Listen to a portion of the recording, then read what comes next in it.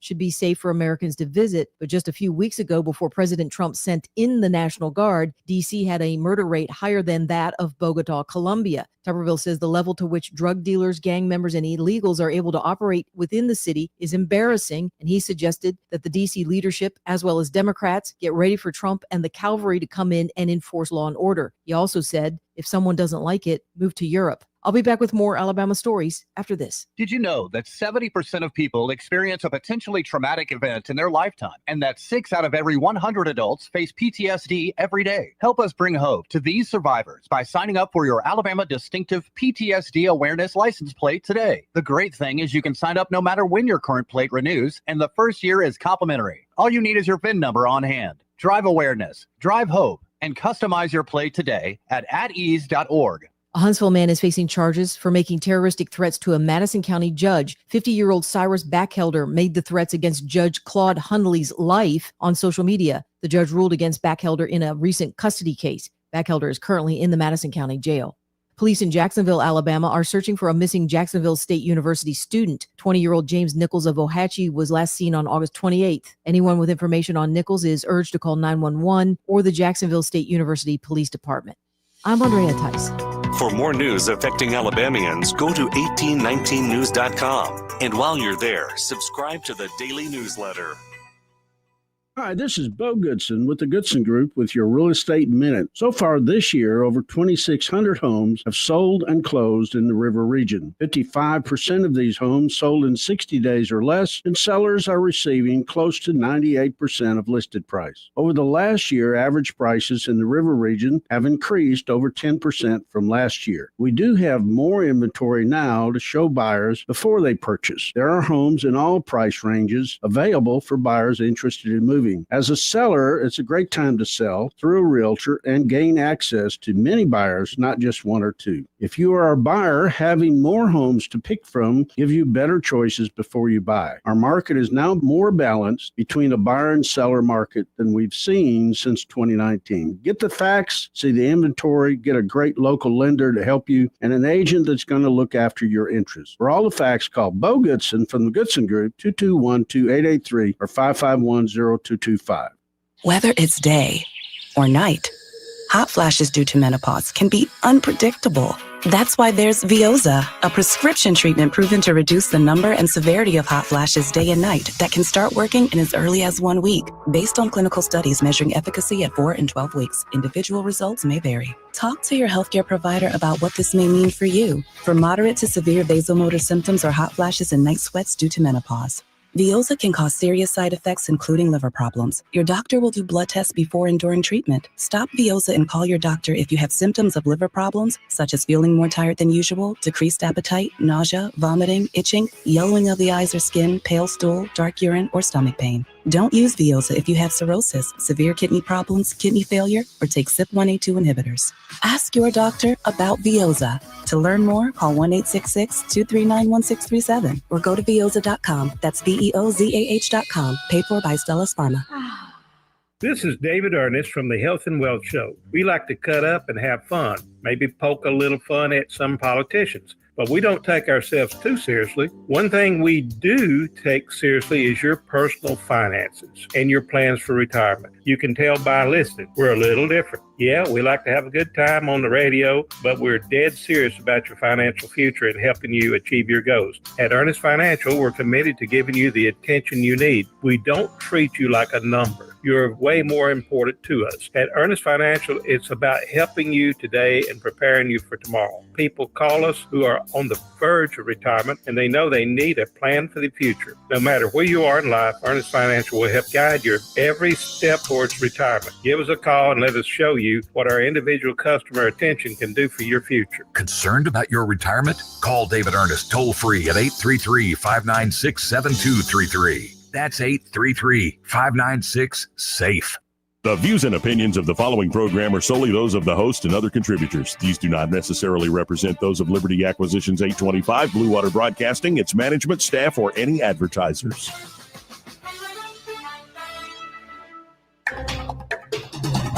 It's time for Montgomery's conversational radio show. It's News and Views on News Talk 93.1 FM. To join the conversation, call 272-9228.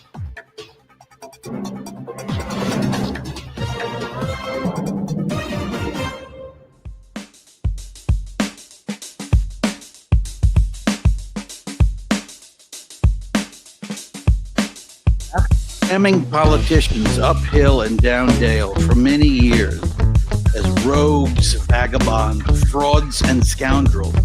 I sometimes suspected, like everyone else, I often expect too much of them. How dare you! I got hairy legs. You have stolen my dreams, my childhood, with your empty words. Fat broads and horse-bait lesbians. Silly woman, you get a call, please. Joey Clark. Welcome in to the Friday edition of the program. I'm your host, Joey Clark. Expecting Eddie Bader today, but he's not here yet. Troy Carrico in studio with me. How you doing today, Troy? Every meal, a banquet, every paycheck, a king's ransom. It's a great day. A king's ransom, yeah. Every paycheck. I like this. Yes. So there's all sorts of stuff in the news today. A lot of it we could break down, and I might have to lean on your experience and expertise on a few of these things for some insight and perspective. That's scary.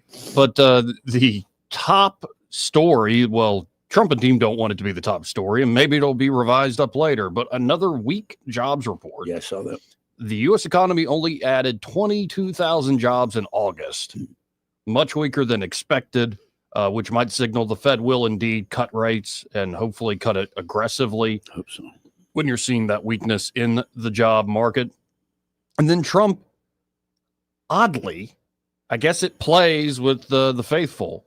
He does a long Truth Social post calling for the end to the Democrat Epstein Hoax as Republicans in Congress weigh actually releasing the DOJ files. I know. Trump to sign executive order, it might be this afternoon, renaming Defense Department the Department of War. Yeah. We kind of talked about that, I think, a lot earlier. Yeah. Week. Now here it is, right? It was pretty quick. You know what does that do? Does that tell us he's trying to brand it as, hey, we're going to be doing some butt kicking here soon? I heard one person say, yeah, this is just peace through strength. That's it's Machiavelli. Oh, and another, it's like we went over it. It's just like more honest. Like that's what we do. Right. You know, it's funny, Joey, because now that you mention it that way, you've heard me opine many times that when we stop becoming nation destroyers and nation builders, things got sideways for the military. Absolutely. So now we're back to the art and the methods that are used for AKV, as you know, ass kicking violence. That's what it's about. Yeah, you're meant to hurt, kill people, and blow stuff up. Find, fix the enemy, and destroy by putting steel on target. Well, and the National Guard orders for D.C. extended through November 30th. As cooperation, the mayor of D.C. saying we will cooperate indefinitely. Yep. Wow. Stephen Miller apparently heading up that big D.C. takeover by the federal government and the White House. This one we'll have to read through because in this I do want your take on this. New York Times publishes leaked details of classified U.S. Navy SEAL mission in North Korea. Okay. One that failed. And it was apparently an attempt to put surveillance and some North Korean civilians who they mistook for a threat were killed in the operation. But we'll read through it, and there are a lot of people reacting to the New York Times publishing this. It goes back to 2019, this operation. We'll look it over. Sticking to the military thing, 2 Venezuelan military aircraft flew over U.S. Navy ship in highly provocative move, Pentagon says. Yeah. And in a second, I'll just read straight up the warning put out by DOD. Mm-hmm. Soon to be the Department of War. Don't mess with Pete Hegseth and Trump. Like this, I haven't heard it. I've heard many chilling statements come out of the Pentagon and like, don't mess with us. This one had a particular style to it that should get people's attention. The U.S. is deploying 10 fighter jets to Puerto Rico in fight against drug cartels, apparently. I think they're the F-35. Some of them. Probably are. They probably are. And so Hegseth is also responding to critics of his workout. I'll give you this one real quick. The New York Times ran to a bunch of experts and said this could be dangerous for people to take up Pete Hegseth and Bobby Kennedy's 50 pull-ups, 100 push-ups in 10 minutes challenge. Hegseth's response was, the critics are critics because they can't do the workout. That's right.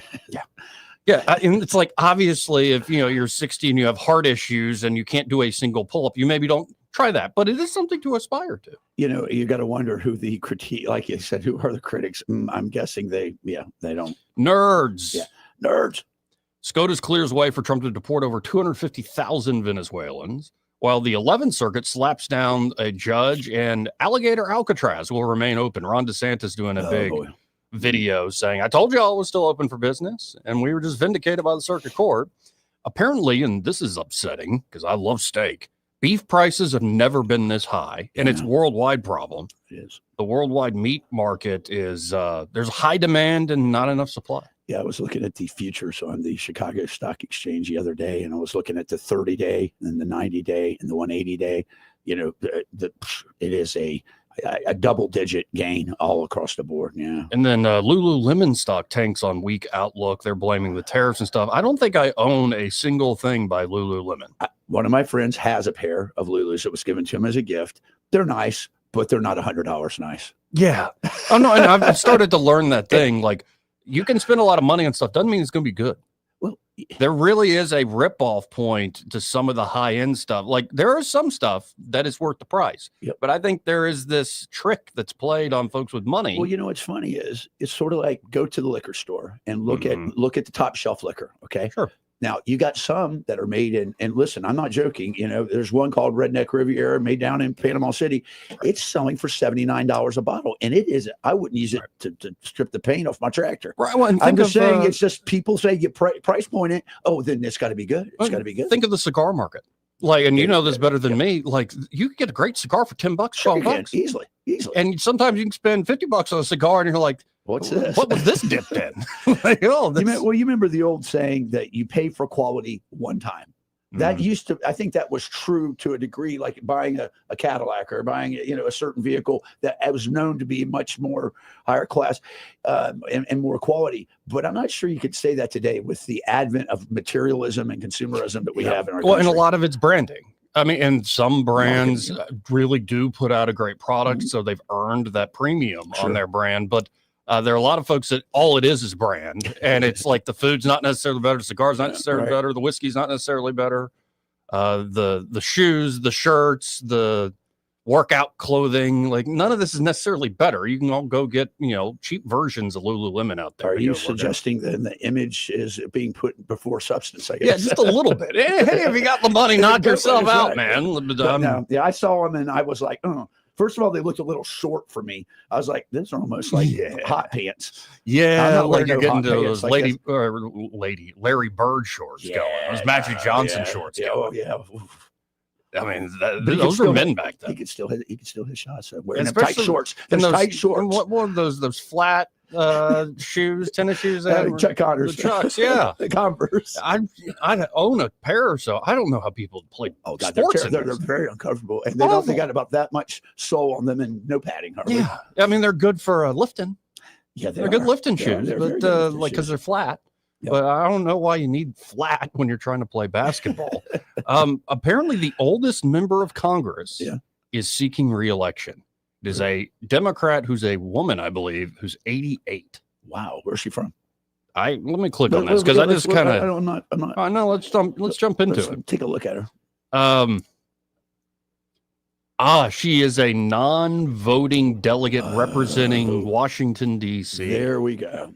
So she doesn't even matter. Like, it's a ceremonial thing. But it matters to her. She wants to stay. She wants to stay in power. Well, is this like just the Congress a glorified nursing home for this woman? That's not a bad spot. Well, I mean, they got all sorts of drugs. Here's the question, bro. Does she get the entitlements that our representatives get? I bet she does. Retirement for life. You know what I'm saying? Think about that. Once you serve, you're good. You're on payroll the rest of your life. Yeah. I bet she does. Well, and the refusal to retire by the longtime advocate of home rule in D.C. Yeah, that's been changed.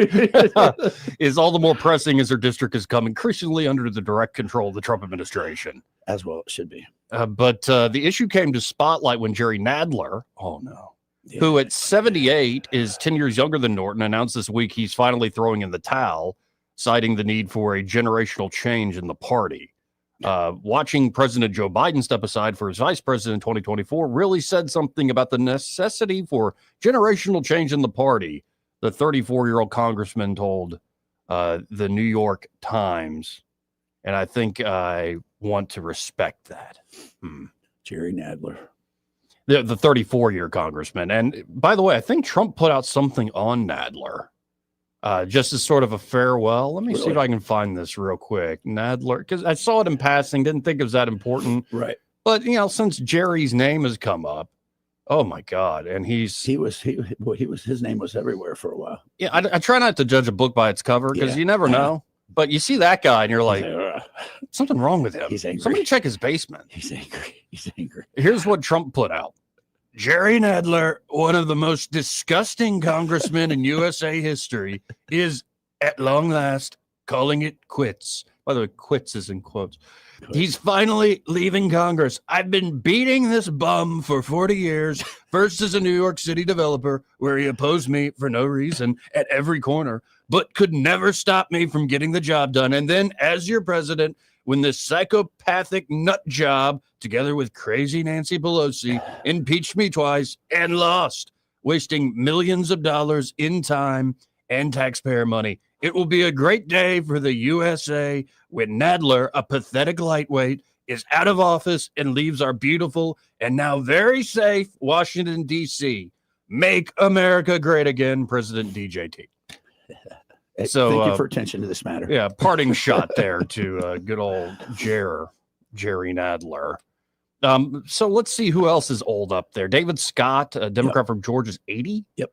And John Larson, Democrat from the Nutmeg State of Connecticut, 77. Also confirmed they're going to run for re-election. Larson told Axios, generational change is fine, but you got to earn it. It's not like, oh, geez, you know what? Why didn't I think of that? Now's the time for me to step down because, well, it's generational change. Huh? Hey, it's a very old person response. My response to that would be that change offers the illusion of progress. Yeah, fair enough. I think that's a very fair statement. But yeah, so all these old folks still stuck in the Congress. Did you see this monster new payout package for Elon Musk if they hit their targets at Tesla? I did see that. $1 trillion payout. I saw that. A lot of folks say, oh, they'll never hit it. It would have to reach like 25x current levels of profits. And it's like, I wouldn't bet against it. If they've actually figured out the autonomous car thing before everybody else, which it looks like they're cheap to produce, and they bring down traffic fatalities, and then that AI is applied also to the Optimus robots and all sorts of. Yeah, I think you could see that surge in profitability. It could happen. Now, the DOJ is considering new policy banning transgenders from owning guns, and my first serious blush of this is like, I don't want you to abuse the privilege of declaring people mentally ill, but a lot of folks are saying, let's watch the left now defend gun rights. Well, it's funny. You're right. And here's the thing. What's the difference on a red flag for a veteran who's maybe been in combat and people say, you know what, he drinks beer and he gets a little wild at night, you know, and then next thing you know, they're seizing your weapons. So I cuts both ways, brother. It cuts both ways. It does. So you got to be careful about red flag laws, very much indeed. And there's been a lot of these things lately with the Trump administration where I'm like, well, can't we be consistent? But I have never been under the delusion, not just illusion, delusions that Trump is a libertarian. No, he's not. I don't think Trump's an ideologue really at all. I don't think he is either. He's a pragmatist. He's a big time pragmatist. I think that's pretty much it right there. And pragmatist. Yep. Exactly right. So it is making people stretch and twist in different directions. You always end up either defending what you believe in or defending the team, and hopefully it aligns. That's right. But often you defend the team despite your so-called principles. Trump threatening to strip Rosie O'Donnell's citizenship because why not kick a pig while it's down? That's right. Sorority coaches are getting paid. Really? I think I went into the wrong line of work. You would have been good at that. You could have been a house mom, a house dad, not actually, a house mom. I've been bad at that, really bad at that. Because we could read through this. This one guy's getting paid. He's from some small town in Alabama, and he helped one young girl for her sorority rush. It was so successful. He's getting paid thousands and thousands of dollars to coach young graduates of high school how to rush a sorority. You know what's funny is too, I would imagine that today I was a Beta Theta Pi at Ball State, and one of the Miami Triad, one of the original three east of the Alleghenies. But today, I imagine the Greek system is not nearly as active as it was when I was there, because changes in society and all this thing. And so I'm wondering, is that money well spent? You could probably just read about it, Rushing for Dummies or something. Yeah, well, we can get into it here in a second because it's a long piece. I got a few of those. That New York Times one on the failed SEAL team operation in North Korea. Sorority coaches getting paid bank. Another one I found that we could kind of read through. AI reconstructs 43 minutes of an Orson Welles film. It won't be available commercially, but there is some classic Welles film that is missing. So they're going to use AI to see how well they can actually stay true to the vision of the film. That would be really and cool. Reconstruct it. And again, not going to put it out to the public because they don't have the rights to the film. Right. But it's sort of a test for a Hollywood studio to see how much can they do with the AI, generative AI software. Kind of gives me thinking about the ramifications of that, what you can portray. But again, back to the great op-ed you read a couple of weeks back. Is that really it? It's hard to know. I mean, it's one of those. But lucid dreaming and especially nightmares are bad for your health. And here's how to control them. Okay. Now, I kind of like lucid dreams. I wish I had them. Only really had them as a kid. Do you not? Do you dream a lot when you sleep? Not really. I dream all that. I mean, I'm more because I'm getting a better sleep cycle. Yeah. Usually the cycle is deep, and then into REM cycle at the end. So if I wake up early, I don't get it. Okay. But I'll have dreams, but not as vivid as it was when I was a kid, by any means. And I have had nightmares that I can see how they're bad for your health. Like you have some nightmare and like you wake up like having a panic attack, or you're angry at the thing that happened in your dream. And it's like, how do you go back to sleep immediately? Right. Like the stress levels probably aren't good for you. Some local state news. Alabama's congressional delegation voting record ranked 12th in the nation for alignment with biblical principles. Wonder who's putting out that. I was going to ask who's the governing body on that. Yeah, we'll get into that because it's like, which church? Really? Which church are we? Which biblical principles are we talking about here? Sorry. The Reform Judaism, like that biblical Branch Davidian, right? Jehovah's Witness. They found the latest understanding, or the Church of Latter-day Saints, Yes, right? right. Which biblical principles? Because what Bible just means like library, right? It's like a collection. It should be. We'll get into that. That could be interesting. That'd be worthwhile. Wake up and smell the gunfire, says non-binary anarchist. Oh, ruining a perfectly good word. I'm trying. You got to think about that. What non-binary anarchist? Okay. Identified as person of interest in Homewood BLM fire. Apparently, she started in fire inside of a Walmart, and she is a chick, clearly who shaved her head. Sinead O'Connor style. Yeah, and it's like that word anarchist. Like, or are you just an animal, or are you like you kind of down with J.R.R. Tolkien and what he's putting down as political philosophy? Which one is it? Or Sex Pistols? Is it like whiskered men or hairy armpit, shaved head women with bombs? Or are we talking like, like urine? People that believe in philosophy and the pure rule of law, and in things like kingship, even. Ooh. Like true leadership actually occurs. I don't think there's much thought process when they brand themselves as an anarchist. Yeah. They're really not sure what that means. It just means counterculture. It goes, and there's so many different types of one of my favorite anarchists, Michael Malice, says the black flag comes in many colors. And He did say that. there are some insights from learning that history of that philosophy, as well as the excesses of it, especially the early 20th century. Oh my God, dude. Listen, it's pretty crazy. Listen, you think about World War One.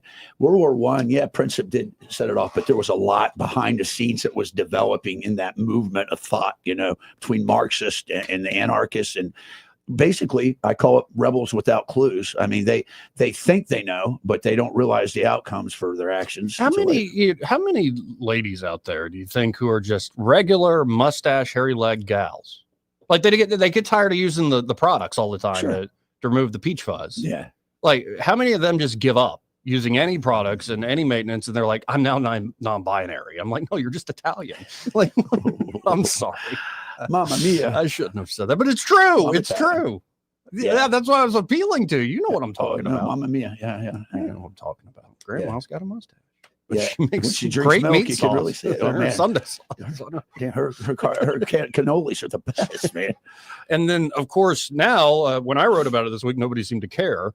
But Ainsworth and Kay Ivey and House Speaker Nathaniel Ledbetter are all down with taking on the Alabama High School Athletic Association. We talked about that. Yeah. Yeah. And both Ivy and Speaker Ledbetter have joined in a lawsuit against the Alabama High School Athletic Association over their Choose Act transfer rules ruling, interpretation of their own rules. And Ainsworth says the association should be stripped of its power due to this Choose Act ruling. Wow. So a big fight brewing with state leaders and the Alabama High School Athletic Association. And after I guess it was Monday, you read your op-ed, and I went home to talk to Robin about it because our son went to Hooper, and there was transfers and things. That she said that it had always been in place that if you transferred for whatever reason, you had to sit out a year. It did not matter because there was schools abusing the privilege of being able to pay money, get them to come there and entice them. So I don't know. I'm not sure what this quest is and fight. I mean, I don't have a dog in the fight, but I see it as trying to make the school choice thing inconvenient, disincentivize it. Okay. I mean, there might be some who say, well, we got to watch the schools. I mean, you have other rules in there. Like you can investigate any school for recruitment. Right. Like it. And if you say you were able to prove a school was going to folks saying, go use the Choose Act and the ESAs, well, that would violate like your Section 12 of Rule 6. Okay.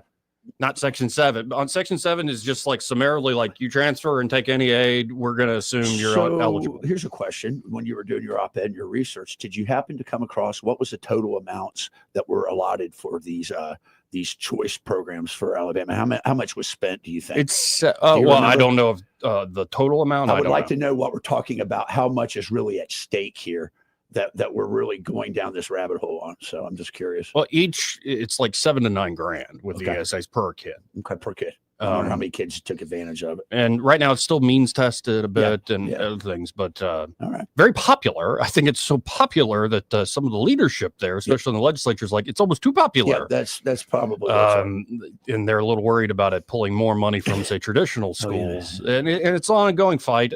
And here's the deal. Public education in the state has not just been education. In many ways, it just hadn't even got close to that. It has been, in many ways, a full employment program for adults and a political piggy bank. I'll put it that way. The AEA is one powerful lobbyist group. We know that. Right. So, there's a lot of money at stake. So. Yeah. And we'll see how this fight continues. But that's kind of the roundup of all the stuff I got in front of me. Quite a bit of stuff there. I mean, we got also the ICE raid of the Hyundai facilities. I know. I had a friend call me from in Georgia, and this could very well affect locally here. More than likely it will. Yeah. Also, a hilarious clip of a woman in complete sincerity. Maybe I'm wrong about this, but it's one of these like estrogen-filled shows where it's a bunch of women yapping. And she was telling a story that some guy kept saying she looked like a Muppet, and she's breaking down in tears. Miss Piggy? I don't know. I think it's more Gonzo. Oh, no. Animal. Yeah. There's a hairy lip. She must be Italian. Las Vegas authorities have released aerial footage of their new grappler tool. I didn't see that. What's it tell? It's like cool? It's the stop high-speed chases. Oh. So it grabs. Okay. And then did you see the healthcare workers in a clinic in Santa Barbara, California, posed next to bodily fluid stained exam paper and posted on social media? So after they have a patient, you know how they have the table in the exam room with the rolling paper. It looks like they're going to put a pickle next to you. Right. Nice. After the patient leaves, some people got issues, especially if you're wearing a gown with no butt cover coming out. And so there's stuff that ends up on the paper, and deposits. So they're taking a picture of the stains and saying, guess what this is? Oh man. And so there's been backlash against these healthcare workers. Is that in California? Yeah. Oh, listen, in Santa Barbara, did you hear the story about 5 years ago of a gentleman who had a U-Haul storage facility that he was advertising he was an OBGYN, and it was 79 women that went there to get exams, and they gave him she goes, well, how do I pay for it? She goes, oh, just don't worry about your insurance, we'll get it next time. And they ask questions, what are we doing in this thing? He's like, we're renovating the office. It went on for like 6 months in Santa Barbara. So you got to wonder about the status of healthcare in Santa Barbara, California. Wow. True story. Go look it up. A creep pretending to be an OBGYN. That's so weird, man. That's so gross. Anyway, a lot to get to today. Imagine it's not as glamorous as you think. A lot to get to today. But before I hit this Bottom of the hour break. This part of the program brought to you by River Region Contracting, and their River Region Contracting, Todd Clark, and that great team there ready to help you with that roof of yours. Yeah. Could be an asphalt shingle roof or a metal roof. Either can have its own unique issues that start to crop up. And it's great to find out problems or issues early. That way it's going to be much cheaper to deal with. For sure. That's when, the insurance company's probably not going to fight you. That's right. And, it's also good to have peace of mind that something isn't going wrong that you can't see, that you don't suspect.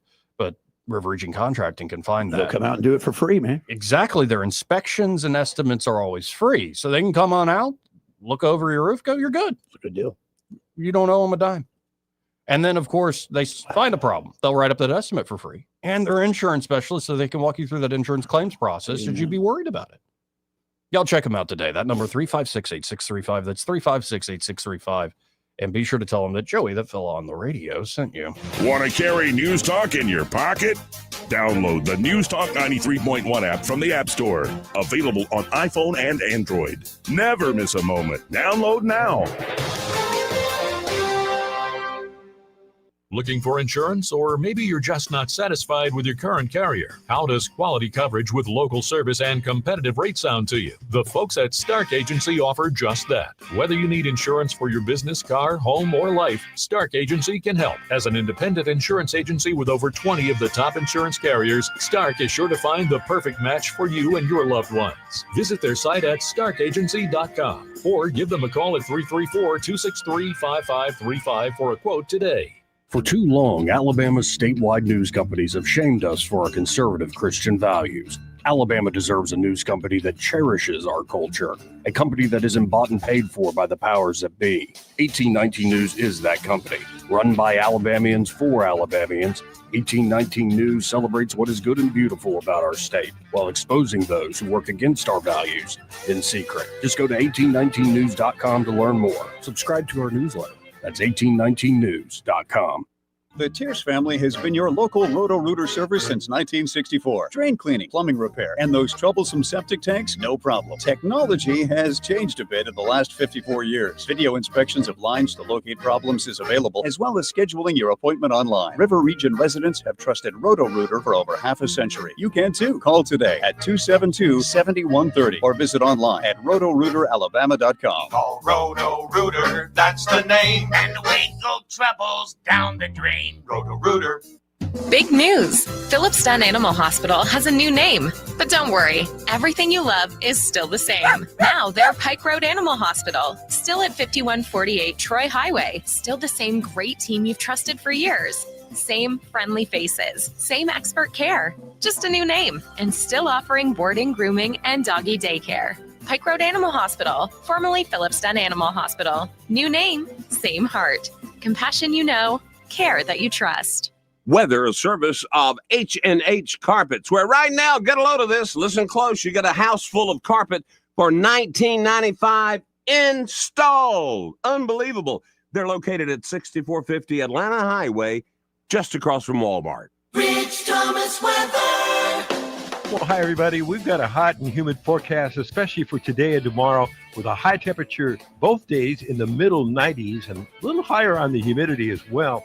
Now, there'll be some widely scattered, mostly pop-up storms, random across the area in the afternoon and evening hours, both today and Saturday, with lows tonight in the low 70s. Then a little heat break on Sunday, I think, with highs in the upper 80s and a little less humidity by then.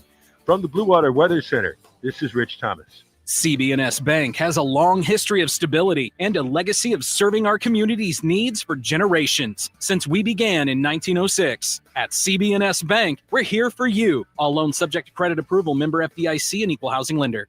All the headlines the mainstream media won't touch. Your News Talk station. News Talk 93.1 FM WACV.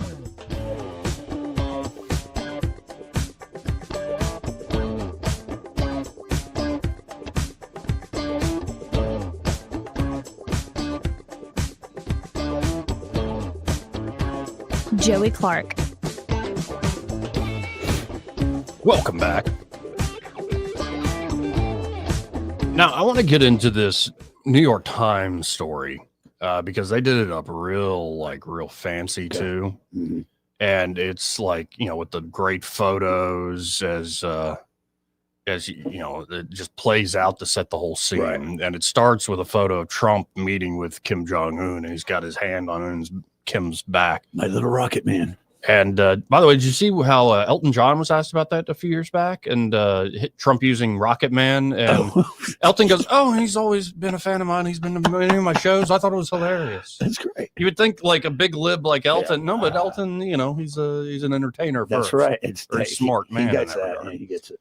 But the headline at the New York Times is how a top secret SEAL Team 6 mission into North Korea fell apart. The 2019 operation, greenlit by President Trump, sought a strategic edge. It left unarmed North Koreans dead. It's by Dave Phillips and Matthew Cole. A group of Navy SEALs emerged from the ink-black ocean on a winter night in early 2019 and crept to a rocky shore in North Korea. They were on a top-secret mission so complex and consequential that everything had to go exactly right. The objective was to plant an electronic device that would let the United States intercept the communications of North Korea's reclusive leader, Kim Jong-un, amid high-level nuclear talks with President Trump. The mission had the potential to provide the United States with a stream of valuable intelligence, but it meant putting American commandos on North Korean soil, a move that, if detected, not only could sink negotiations, but also lead to a hostage crisis or an escalating conflict with a nuclear-armed foe. It was so risky that it required the president's direct approval.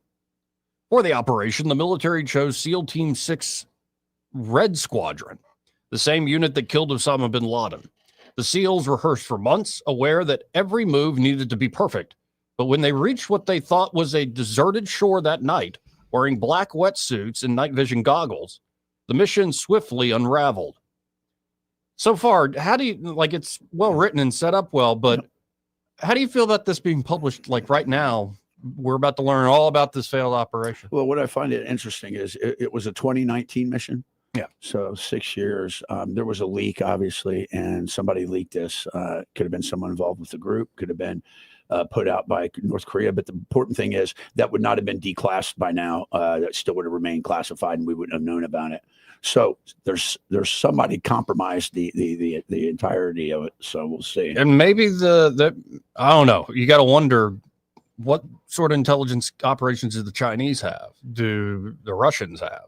They do. In a way, could this be like Putin, a lateral move? Like they've already strengthened ties with North Korea. You just saw them conspiring against the U.S., as Trump said, in broad daylight for the Chinese Beijing military parade. I can tell you this, that for a fact, I know, because I have been involved in clandestine missions, that you just know the tip of the iceberg. Sure. You know, there's a lot more going on and out there. So the problem we have here is it got compromised and people got killed. And now there is ramifications for it, I suppose. So, and it's interesting because that's PACOM, Pacific Command. So SEAL Team 6 is a good choice for it. Everything sounds like it's on track. And setting up a listening device, that's kind of actually, to be honest with you, that's kind of a normal, that would be a normal clan mission to set up some sort of observation or multispectral sensor that gives, I told you when we were in Afghanistan with the Corps of Engineers, the CIA came to us and we put sniffers into Jersey barriers that were so sensitive they could tell on the road what was going by if it was radiated. Oh, wow. For weapons, we were trying to keep track of the weapons during the flooding that was going on. So this is so far. This sounds kind of very, very mundane. So continue. So where we left off, they're on the deserted shore. They thought deserted. Wearing black wetsuits and night vision goggles, the mission swiftly unraveled. A North Korean boat appeared out of the dark. Flashlights from the bow swept over the water. Fearing that they had been spotted, the SEALs opened fire. Within seconds, everyone on the North Korean boat was dead. The SEALs retreated into the sea without planting the listening device. The 2019 operation has never been publicly acknowledged or even hinted at by the United States or North Korea. The details remain classified and are being reported here for the first time. The Trump administration did not notify key members of Congress who oversee intelligence operations before or after the mission. The lack of notification may have violated the law. The White House declined to comment. This account is based on interviews with 24 people, including civilian government officials, members of the first Trump administration, and current and former military personnel with knowledge of the mission. All of them spoke on the condition of anonymity because of the mission's classified status. Several of those people said they were discussing details about the mission because they were concerned that special operations failures are often hidden by government secrecy. If the public and policymakers become aware only of high-profile successes, such as the raid that killed bin Laden in Pakistan, or as Obama would say, Pakistan, they may underestimate the extreme risks that American forces undertake. Huh? Let me read that rationale. Yeah, I know. These 12 people were concerned that special operations failures are often hidden by government secrecy. If the public and policymakers become aware only of the successes, they may underestimate the extreme risks that American forces undertake. Yeah, that just seems double like entendre. I don't know what they're saying there other than, are they saying it from the writer's perspective, or are they saying that the 12 people they interviewed, the 12 people, that was their motivation? That was their rationale for talking to these to be a reporters. crusader for this. Yeah, I get it. Yeah, but I'd imagine the risks are well known. Like they should, no matter how many times you have success, Agreed. you should understand the risk of a clandestine operation. I think the key part that kind of, when you read it, it may have been lost on some of the readers. They were concerned about the public believing there's only successes. For every success, there's multiple failures and missions. So, yeah. Well, the military operation on North Korean soil, close to American military bases in South Korea and the Pacific region, also risks setting off a broader conflict with a hostile nuclear-armed and highly militarized adversary. The New York Times proceeds cautiously when reporting on classified military operations. The Times has withheld some sensitive information on the North Korean mission that could affect future special ops and intelligence gathering missions.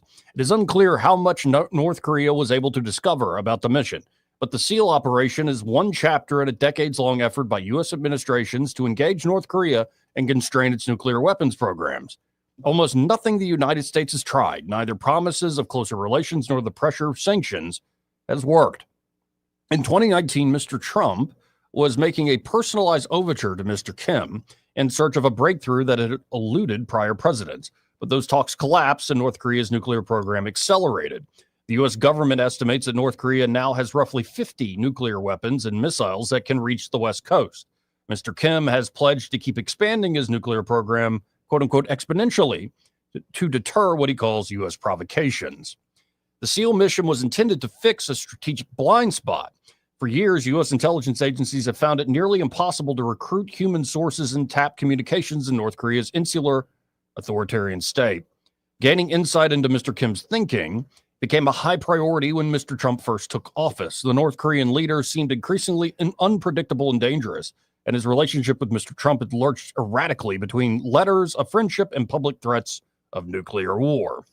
In 2018, relations seemed to be moving towards peace. North Korea suspended nuclear and missile tests, and the two countries opened negotiations, but the United States still had little insight into Mr. Kim's intentions.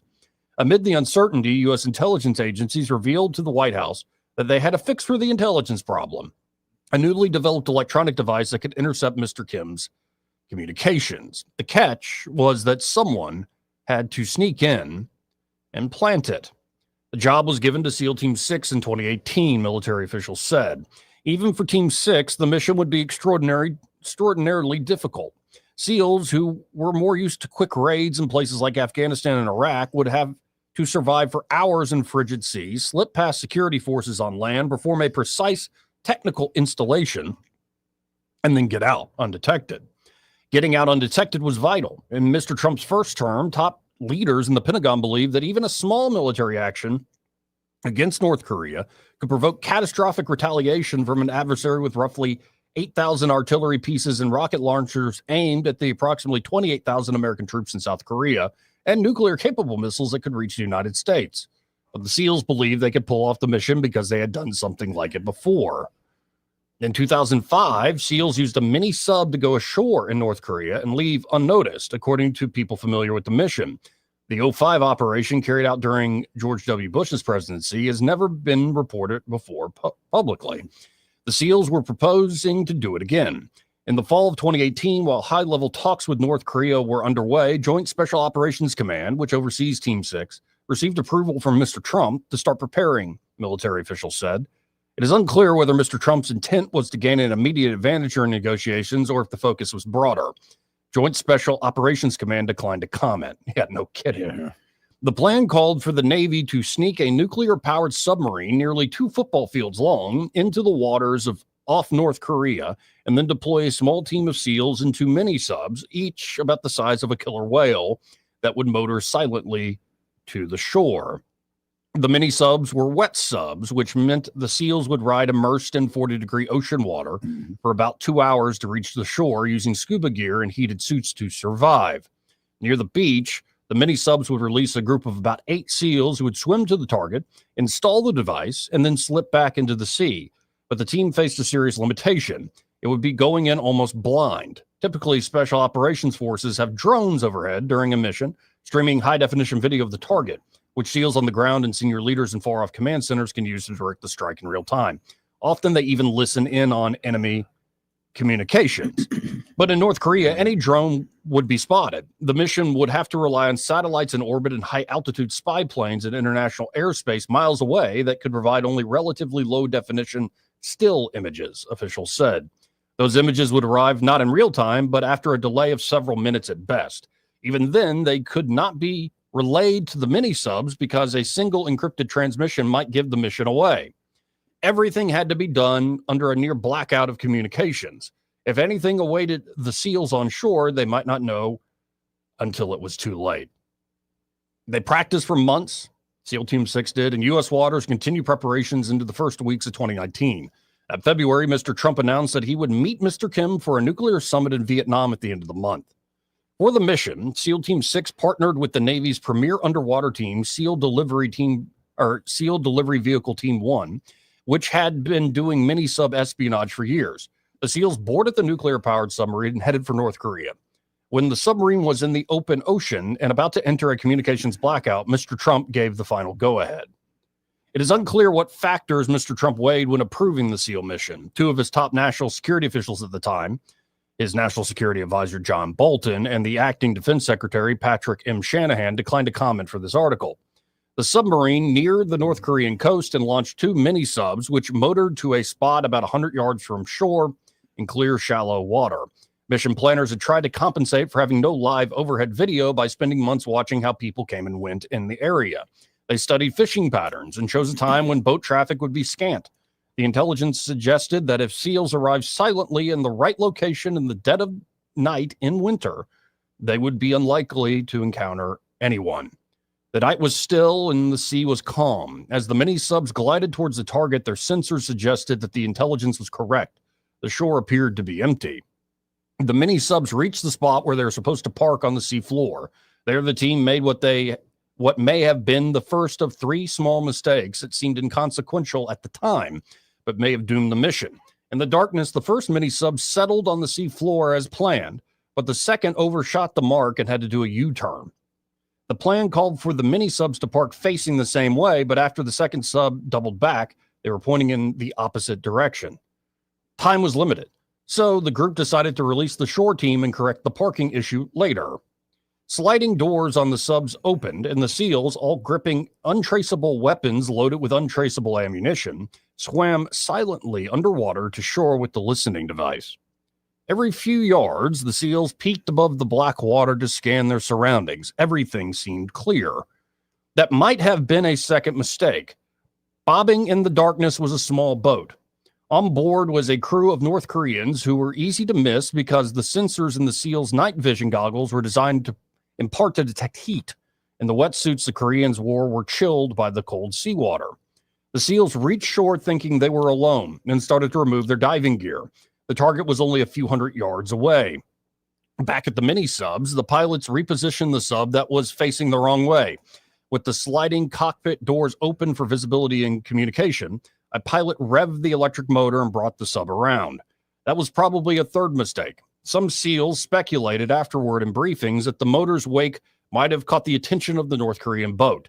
And if the boat crew heard a splash and turned to look, they might have seen light from the sub's open cockpits glowing in the dark water. The boat started moving towards the mini-subs. The North Koreans were shining flashlights and talking as if they had noticed something. Some of the mini-sub pilots told officials in debriefing afterwards that from their vantage point, looking up through the clear water, the boat still seemed to be a safe distance away, and they had doubted that the mini-subs had been spotted. But the SEALs at the shore saw it differently. In the dark, featureless sea, the boat to them seemed to be practically on top of the mini-subs. With communications blacked out, there was no way for the shore team to confer with the mini-subs. Lights from the boat swept over the water. The SEALs didn't know if they were seeing a security patrol on the hunt for them or a simple fishing crew oblivious to the high-stakes mission unfolding around them. A man from the North Korean boat splashed into the sea. If the shore team got into trouble, the nuclear-powered sub had a group of SEAL reinforcements standing by with inflatable speedboats. Farther offshore, stealth rotary aircraft were positioned on U.S. naval ships, with even more special operations troops ready to sweep in if needed. The SEALs faced a critical decision, but there was no way to discuss the next move. The mission commander was miles away on a big submarine. With no drones and a communications blackout, many of the technological advantages that the SEALs normally relied on had been stripped away, leaving a handful of men in wet neoprene, unsure of what to do. As the shore team watched the North Korean in the water, the senior enlisted SEAL at the shore chose a course of action. He wordlessly centered his rifle and fired. The other SEALs instinctively did the same. If the SEALs were unsure whether the mission had been compromised before they fired, they had no doubt afterward. The plan required the SEALs to abort immediately if they encountered anyone. North Korean security forces could be coming. There was no time to plant the device. The shore team swam to the boat to make sure that all of the North Koreans were dead.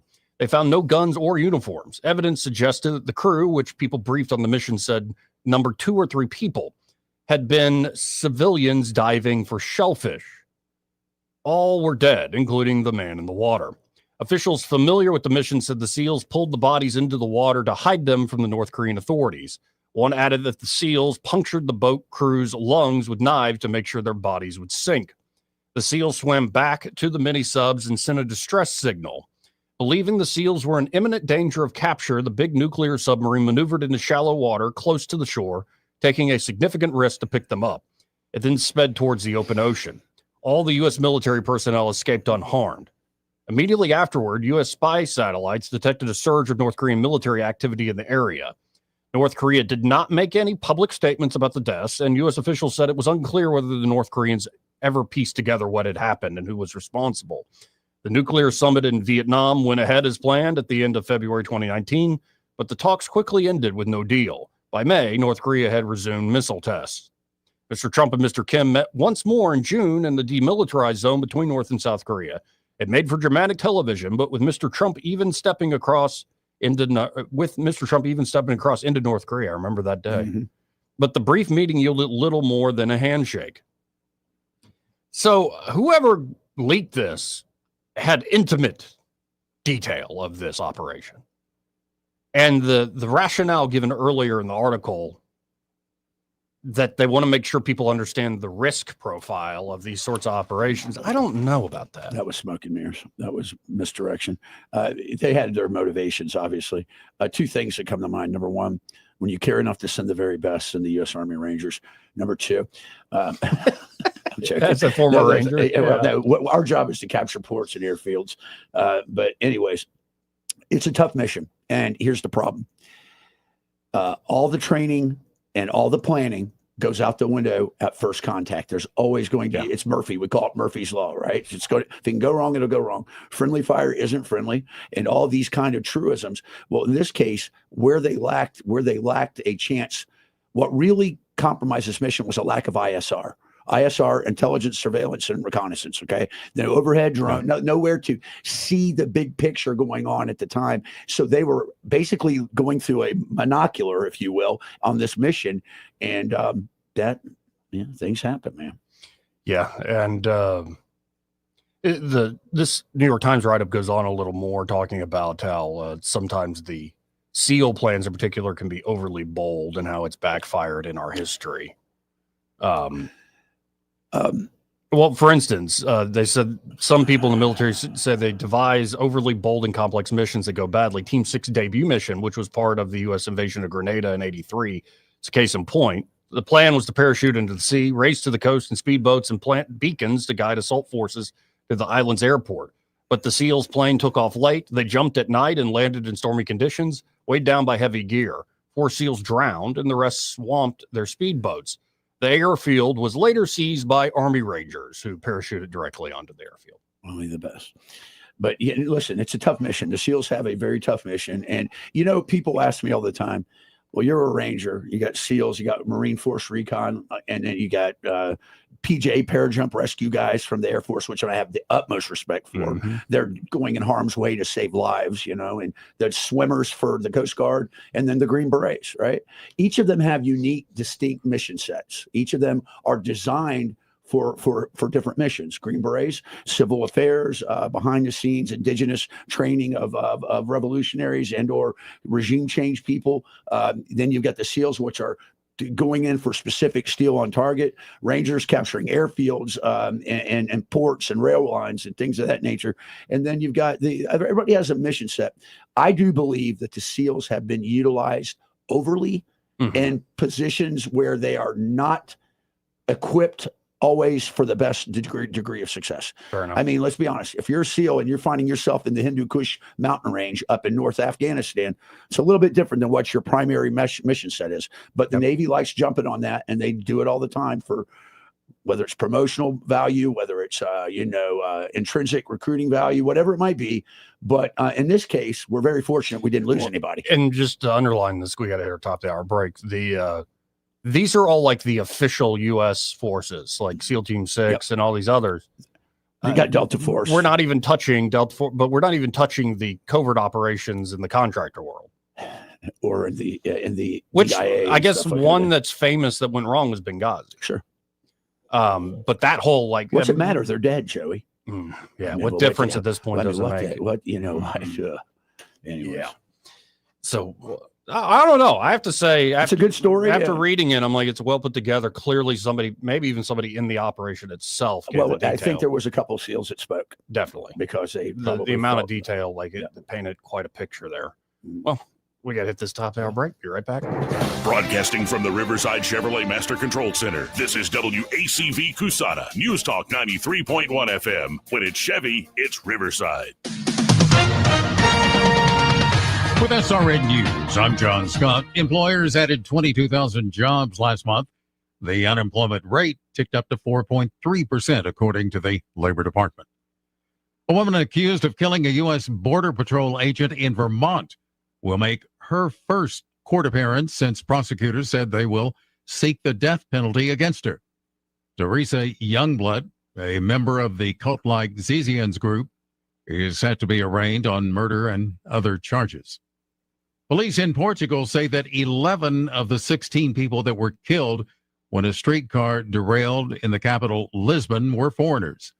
3 British, 2 Canadians, 2 South Koreans, 1 American, 1 French, 1 Swiss, and 1 Ukrainian. Stocks are lower, the Dow dropping 248 points, the NASDAQ composite 40 points in the red. This is SRN News. Wesley Financial Group is not a law firm. Hi, I'm Chuck McDowell, the timeshare cancellation guy. In 2011, I founded Wesley Financial Group with one goal in mind, to help honest folks out of their timeshares permanently. Today, I run Wesley with my 2 sons, a real family business, treating every client and every employee like we'd want our own family treated. That philosophy has helped us grow into the largest, most trusted timeshare cancellation company in the United States. Fortune magazine even recognized us as one of the best places to work. Why?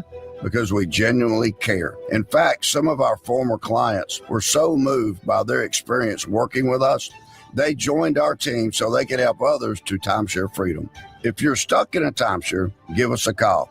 Let our family help your family. Call Wesley now for your free timeshare exit kit. 800-226-5454. That's 800-226-5454. 800-226-5454. The Rich Thomas Weather Network, brought to you by Montgomery Paint and Body. From little fender benders to total body repair, MPB will fix it good as new, maybe better. For 4 decades, the Turner family has been getting you back on the road. Call 279-7325.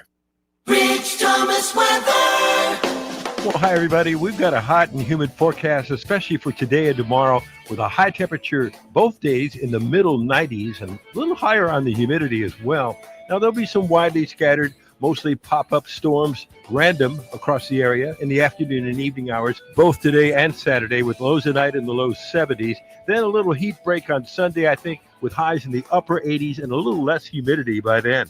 From the Blue Water Weather Center, this is Rich Thomas. Ready to borrow smarter this season? Apply online in minutes at yourasecu.com. Call 334-270-9011 or visit your local branch today. ASD Credit Union. Your life, your cause, your ASD. Terms and conditions apply. Federally insured by NCUA. From the Blue Water Broadcasting News Center, these are today's top stories. A Montgomery Public High School was placed on lockdown Thursday. Police received a report of a possible weapon inside a vehicle parked on the campus of Jag High School. Safety protocols were activated to ensure students and staff were safe. Details regarding if a weapon was actually found were not made available. A woman has been arrested in connection to a robbery and kidnapping at a Montgomery hotel. 34-year-old Shakita Anderson and another suspect allegedly robbed, beat, and kidnapped two men at gunpoint at the Studio Lodge extended stay on Eastern Boulevard August 25th. Anderson is being held without bond. The Montgomery Humane Society needs the community's help in order to make necessary repairs. The shelter must remodel in order to continue keeping animals safe and healthy, but in order to remodel, all kennels must be empty. To help clear out the shelter, all dog adoptions are only $25 now through September 13th. MHS is also asking for monetary donations to help pay for repairs. From the Blue Water Broadcasting News Center, I'm Sky Mosley.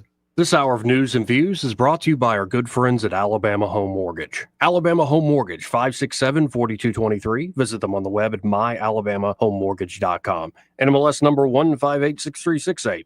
An equal housing lender. Looking for the perfect night out? Head to Jack's Tavern, where the vibe is chill, the food is amazing, and the beer is freakishly cold. Happy hour rocks Tuesday through Thursday, 4 till 6. Then stay for dinner. You get all the great flavor of Epicure in a laid-back tavern atmosphere, with the full dinner menu served till 9. Friday and Saturday nights, it's all about live music from 7 to 10, an extensive wine list, and 58 beers on tap. Yep, 58. So grab your crew, grab a pint, and make it to Jack's Tavern. Open Tuesday through Saturday. This is James Jones with Jones Drugs. We've got locations in Prattville, Millbrook, Greenville, and Montgomery, and soon to be Phoenix City. My dad told me once if I wanted the whole world to know anything, to tell my aunt. Well, I don't have my aunt here, but I've got the next best thing, Blue Water Broadcasting. They have helped us grow the Jones Drug family in this area for over 10 years. Thank you, Blue Water. Blue Water Broadcasting is the #1 most listened to radio group in the River region. Find out how to put this reach to work for your business. Call us to find out how we can help. Blue Water Broadcasting. Local folks helping local business. Hi there, I'm Kim Williams with Alabama Home Mortgage. For years, I've been asking you to call me at Alabama Home Mortgage because there is a difference in mortgage companies. Did you know the current national average turn time to close on a mortgage is 48 business days? But not at Alabama Home Mortgage. At Alabama Home Mortgage, our average close time is 16 business days. That's a month faster than the rest. How do we do it? With over 60 years of combined experience in the industry. Our team knows mortgages. Our years of experience yield a better experience for our customers. Folks, time is money. Whether you're looking to buy or refi, don't waste time with another mortgage company, bank, or credit union. We close on time every time. Give Alabama Home Mortgage a call at 567-4223. That's 567-4223. Or visit us online at myalabamahomemortgage.com to complete an application on your time. Our fast turn time is just one difference that sets us apart from the rest. It's not just a slogan. Call Alabama Home Mortgage because there is a difference in mortgage companies. NMLS 1586-36-8, Equal Housing Lender. What's your biggest investment? More than likely, it's your home. So treat it that way when you hire a painting contractor. At PBS Painting, there are no gimmicks, no $99 specials. Just quality painting and someone who treats your home with the same respect that you do. At PBS Painting, we have been painting for years and look forward to many more years to come. With PBS Painting, the job gets prepped properly, whether it's cleaning, scraping, or priming. We always use quality products, which is a must for a quality paint job. So if you're looking for a painter that doesn't need upfront money and is on the job at all times, then please give me a call. Scott Bowers, and PBS Painting. 294-5122. That's PBS Painting. 294-5122. Look at some of our work on Facebook at PBS Painting Montgomery. The views and opinions of the following program are solely those of the host and other contributors. These do not necessarily represent those of Liberty Acquisitions 825, Blue Water Broadcasting, its management, staff, or any advertisers.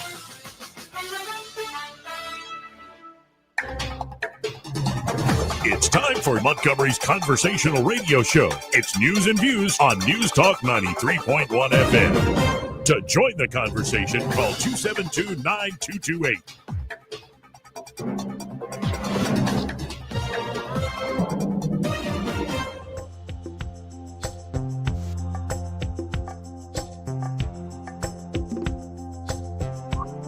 Joey Clark. Welcome back. I'm your host, Joey Clark. Joining us a little after the 2 o'clock hour. So about an hour from now, we should have former Chief of Staff to Ron Paul. And, well, he was president of the Mises Institute there in Auburn, Alabama for about a decade. Jeff Tice will be joining us. Look forward to, as always, talking to Jeff. We usually do it every week. Got off the schedule recently, but look forward to having him back on. Also, I think Dr. Stuart Tankersley might be stopping by here in just a moment. To talk about at least the fallout, the reaction to that RFK Jr. hearing yesterday. Man, I tell you, it was over the top, man.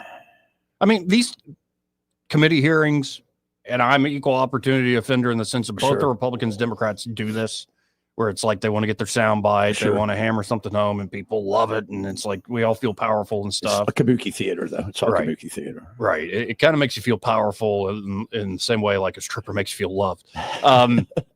Yeah, it's not the same thing, folks. As long as you're paying her. Yeah, it's not the same thing by any means. It's close. She wouldn't take crypto. She wouldn't take crypto. I thought the performance, though, to me suggested that RFK Jr. is right over the target. Oh, the reason that was going on is he was hitting very close to home. Yeah, he's on to something. He knows and it. I love it. And he knows it. And I didn't think anybody really landed a glove on him. The more complicated question that might yield results was you praised Trump for Operation Warp Speed, but then you hated these booster vaccines. And he, I think, handled the nuance of it quite well. I thought he was very, very adept. And I don't know that right now Trump is continuing to do things where it's like people up in arms. Saw Steve Bannon ranting about this over having Bill Gates and all these tech bros there at the White House. And by the way, it's an AI conference, and you don't have Elon with his Grok AI there. Yeah, I guess that falling out still in place. Well, I think that they also know that he can operate fine independently, and then they can just swoop down to be his friend when they need to be. But it's little stuff like that, and then it's I'm sorry, it is the Epstein stuff. It is. Like it's not like I wish I'd voted for Kamala or something. I don't feel that way. But I'm not going to say everything they're doing is 100% correct. And as Trump continues to say that. Oh, this is just a Democrat hoax. Let me find his exact words here. He said, the confused and badly failing Democrat Party did nothing about Jeffrey Epstein while he was alive except befriend him, socialize with him, travel to his island, and take his money. Trump said in a very lengthy True Social post. They knew everything there was to know about Epstein, but now, years after his death, they, out of nowhere, are seeming to show such love and heartfelt concern for his victims. The Department of Justice has done its job. They have given everything requested of them. It's time to end the Democrat Epstein hoax and give the Republicans credit for the great, even legendary job that they are doing.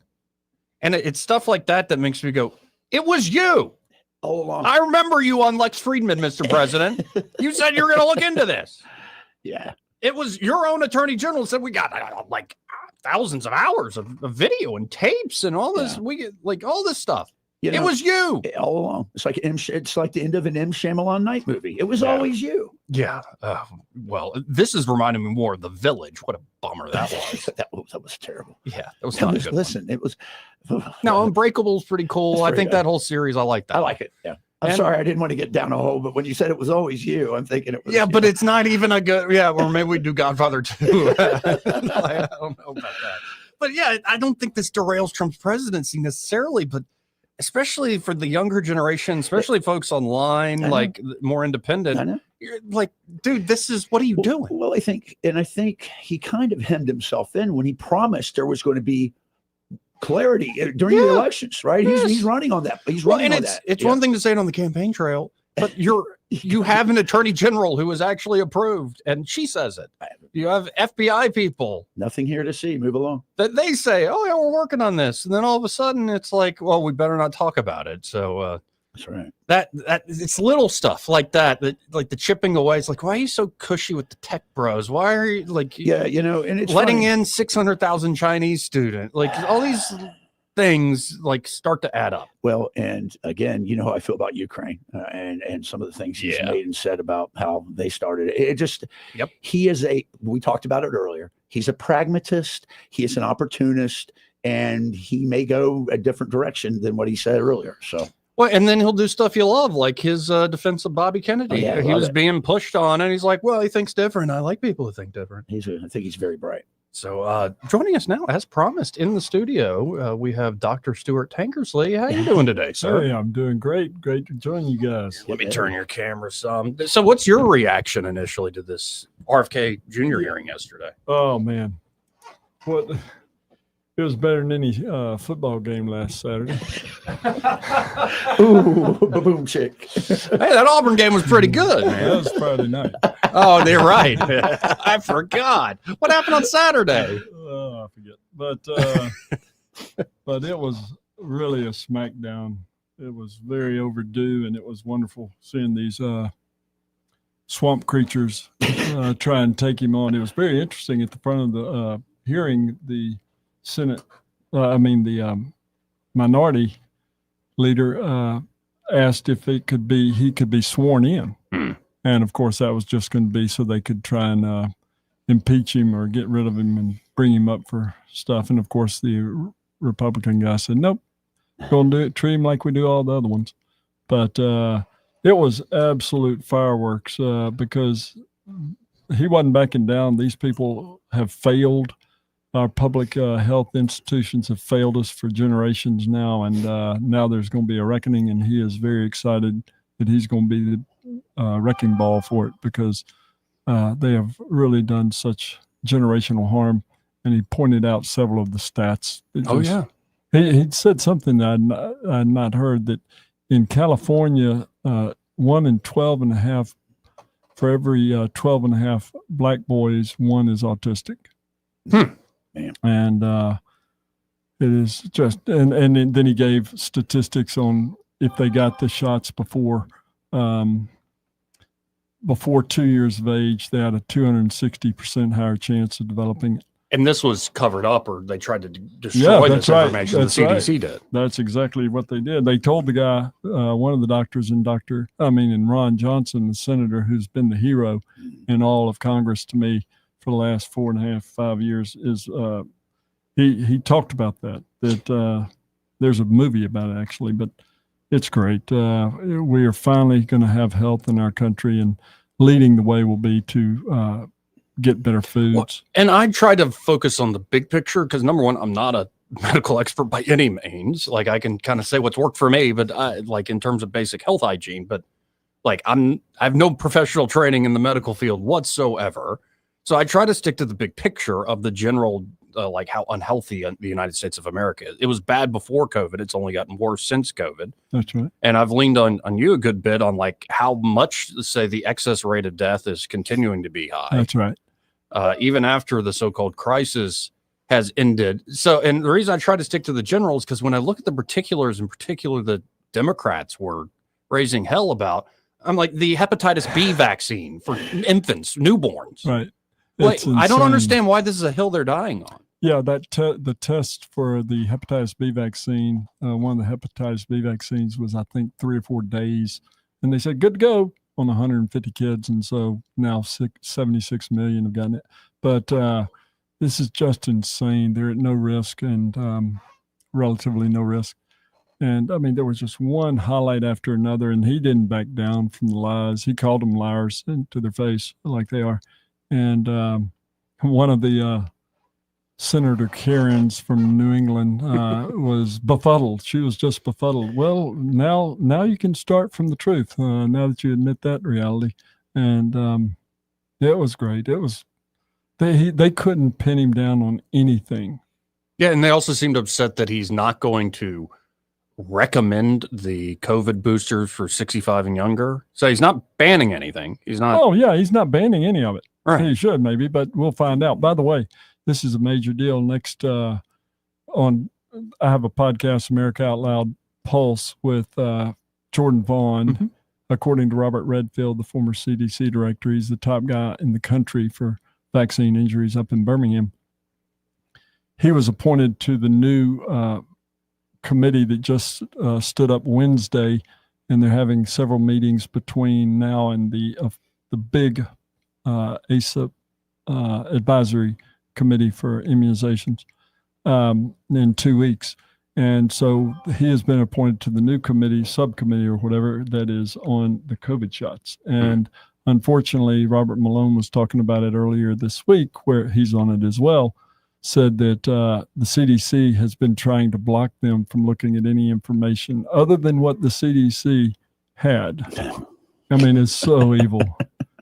And so you get this like open letter of 1,000. And to me, looking at the general trend, it just shows he's right over the target. Well, and he's going in the right direction. And, we've talked about this, my time working for the federal government as a GS-15, and I can say this, those people are not elected. Oh, they are accepted service career people. That man was basically at the popularity of the president's behest, and then they are out there challenging him openly. And what do you think they're going to do at their jobs? And gutting. You're going to have to gut CDC. There's a lot of things that need revamped. Oh, and absolutely. I think he's the guy to do it. And over 80% of Americans, a poll earlier this year showed 80% of them, over some 90% Republican and Democrats support MAHA.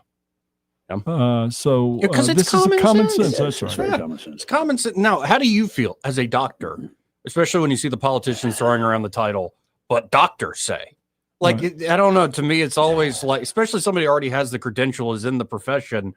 Like, you throw out the magical word, well, this is Dr. So-and-so. They must be right. It's like, no, I think there's a bit of an argument here, despite your credential. Yeah, AMA, thankfully, a month ago, he kicked AMA and the Pediatric Academy and the Infectious Disease, a couple of their groups, out of the advisory capacity to that committee. And AMA certainly doesn't represent, it's, I think, 12%, possibly 12%. And it's all the people that are members of AMA, which went hard left in the 90s, beginning in the 90s, American Medical Association. Most doctors have nothing to do with them.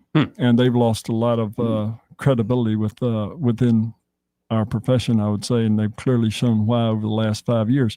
But they have no influence on that committee. Hopefully that will continue so we can start regaining health in our country. But it's wonderful what the huge wrecking ball he is being to that whole system that's corrupted. Yeah, and it's good to see, I think, more and more sanity and common sense, as we just said, get in a position of authority.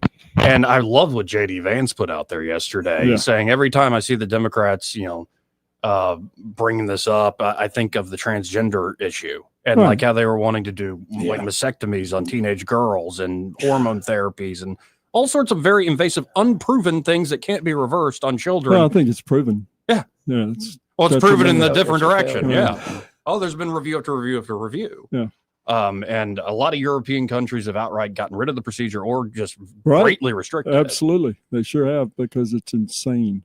And it's just the concept of I would do that to a child. It's really speaks to the heart of the person that would do it. And the idea that I can change all of the cells in my body now to be XY or XX instead of XY is just crazy. It is crazy. Do you think? I'm sure. I think I know what you're going to say. There's a lot of spiritual trouble. That's in this. the core. It's the secular nature of our country. We've lost our touch with God's majesty and providence, and it's really showing right now. I thought yesterday's hearing where Ted Cruz went after him, went after Tim Kaine. Yeah. who said that's Sharia law-like to believe that there's a creator that gave us our rights, not laws and governments. And they need to go back to the preamble, don't they? We hold these truths to be self-evident that all men are created equal and endowed by the Creator. Yeah, it'd be nice. I went over that yesterday, like to have of the senator of Virginia, of all places. Exactly. Virginia, Jefferson, Madison, and the idea that your rights aren't pre-political, like that there aren't these fundamental rights, and Jefferson is often very deistic, but even this deistic guy is appealing to nature's God. He's still appealing to Jesus as the most sublime moral teacher. I think that's one phrase he uses. Yeah. So even these guys who are Enlightenment thinkers that helped found the nation still understand, no, this is the way we stop tyranny. We get aligned with the recognition of dignity of each individual and thus that individual right. And this is how you stop the tyranny of a king claiming a certain, because they had just gone through the Glorious Revolution, all the religious wars. So this is a way to stop theocracy and stop the excesses of politics and religion.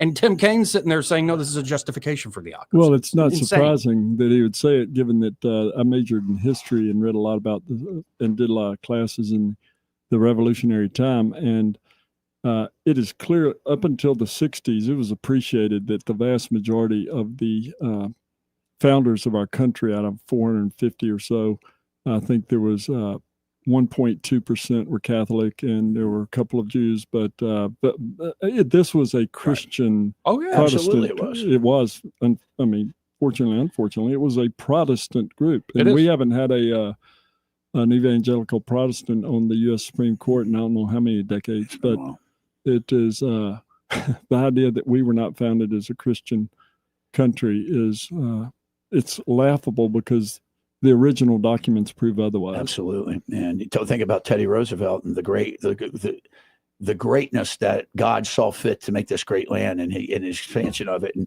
I go back to this, gentleman, the dilution of our homogeneity of the primary groups of this country since World War II is really taking the country in. Show me an instance anywhere in history where diversity gives them strength.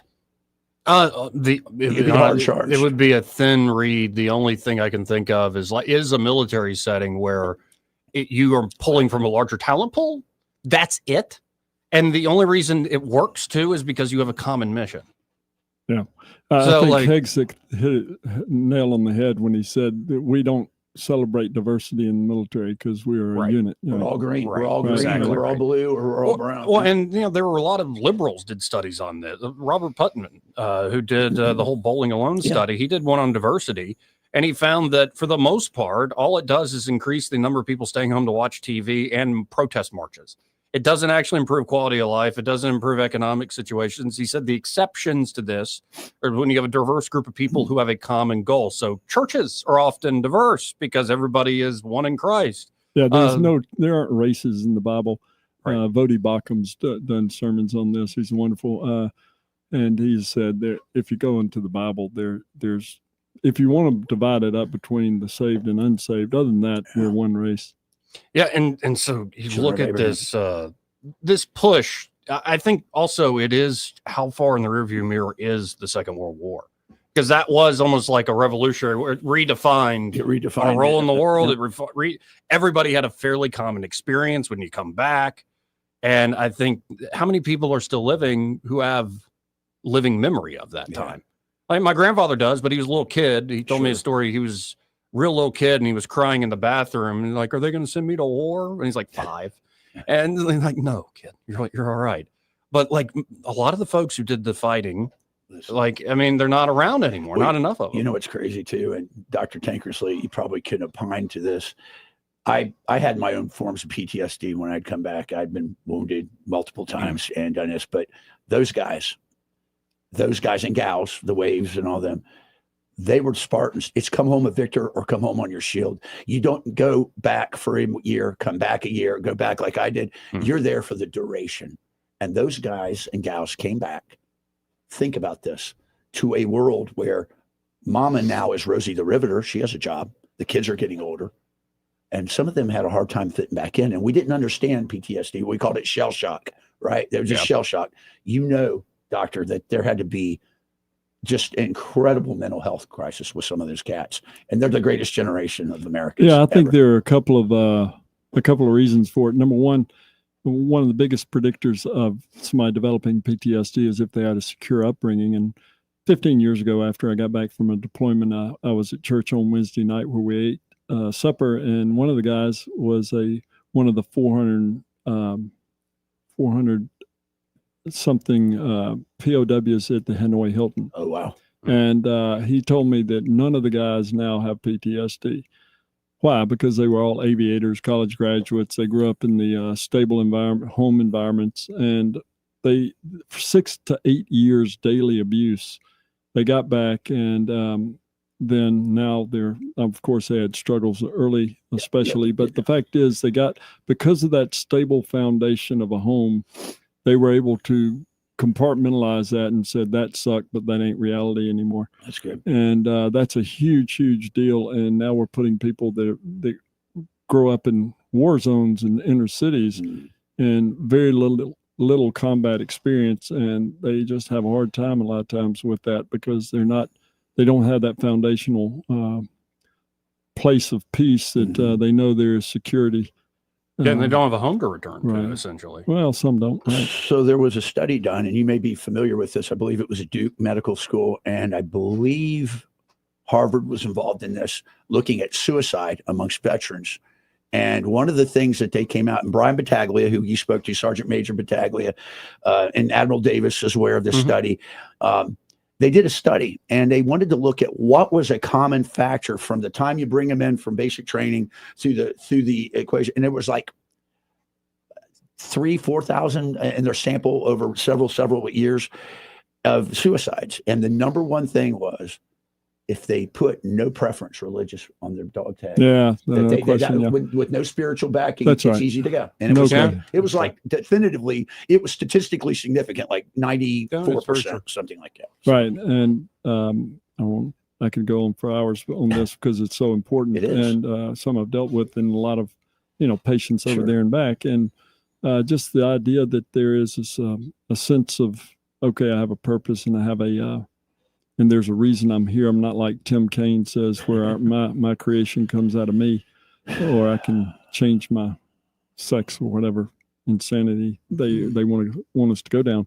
But it's very easy to understand, and if you just take a step back, that these guys who went for 6 to 8 years were in daily torture daily, isolation most of the time, and they come back and they're able to reorient and be wonderful, productive citizens. And if they can do that, I think there's a huge lesson for us all to understand that there's hope for a lot of these young men and women. Amen. We got to hit a break. First, this part of the program brought to you by Invista Advisors. Normally be talking to Austin, but he is busy, which is always a good thing to hear with our sponsors. But if you're looking for a great team, multidisciplinary team that can help you not only say on the investment side, like Austin himself runs the brokerage desk over there in Invista, but just anything that might come up in terms of financial planning, whether it's an individual with a family and you're just starting out and you need life insurance, you need to start getting a plan going, or you're concerned more about end of life, or you need help running that small business, you need business consulting services, or maybe you help run a charity, nonprofit endowment, they can help you with that as well. Again, it's a comprehensive approach to financial planning and asset management that allows them to deliver tailored strategies and maximize benefit to all their clients. So y'all check them out today. You can always learn more at InvistaAdvisors.com, but I suggest calling them direct, 387-0094. Again, that's 387-0094. And be sure to tell them you heard Joey Clark mentioning Austin Baranco on the radio. We'll be right back after this.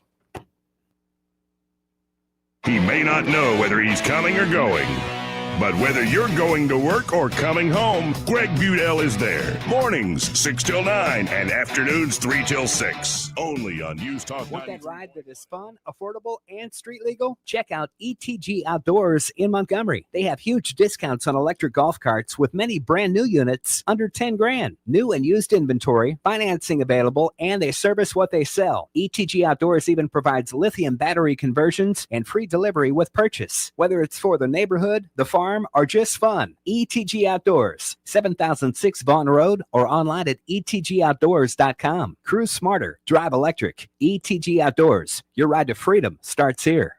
Hey, y'all, Lewis at the Capital Oyster Bar. We're located over here on that beautiful Alabama River. Hey, if you had never been here, we're easy to get to. One thing, we're right down the street from the new EJI Monument Park, but you can get to us easy off of North Boulevard. Take I-65 to North Boulevard. Louisville Street, that's the first exit. Take Louisville Street, hit the bottom of the ramp, turn right 3 times, follow that to the end of the road.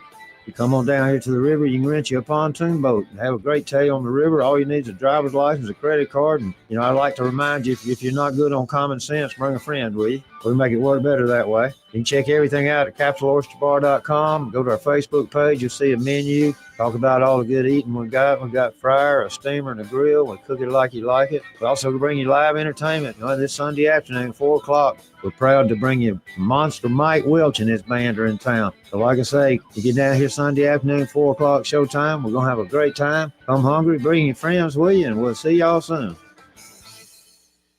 Hi, I'm Jonathan Cotton with the Good Feet Store. When you're on your feet all day, foot pain can feel endless and overwhelming. And when your job depends on your feet, it's even more critical to have the right support. Keith's story shows how Good Feet helped him get back on track. Being a letter carrier and walking 20,000 steps, which equals up to about 10 miles a day, it's tough. I had back problems. That was scary. I've been delivering letters to the Good Feet Store for over 6 years. The people at the Good Feet Store really educated me and finally convinced me to try their arch supports. And lo and behold, I have no more back problems. Where I would be without them, I have no clue. So if you're a letter carrier like Keith or anyone who's on their feet for a living, don't wait to find relief. Visit the Good Feet Store for a free fitting and test walk today. The Good Feet Store is in Montgomery, across from the shops at East Chase. Visit goodfeet.com to book your appointment today, or just stop by the store nearest you. Are you tired of the mainstream media's biased reporting? Do you want to stay informed on the news that really matters to you? Look no further than 1819 News. At 1819 News, we bring you the latest in Alabama news, politics, sports, culture, and more. We've assembled a team of journalists with Alabama values dedicated to the truth and the truth alone.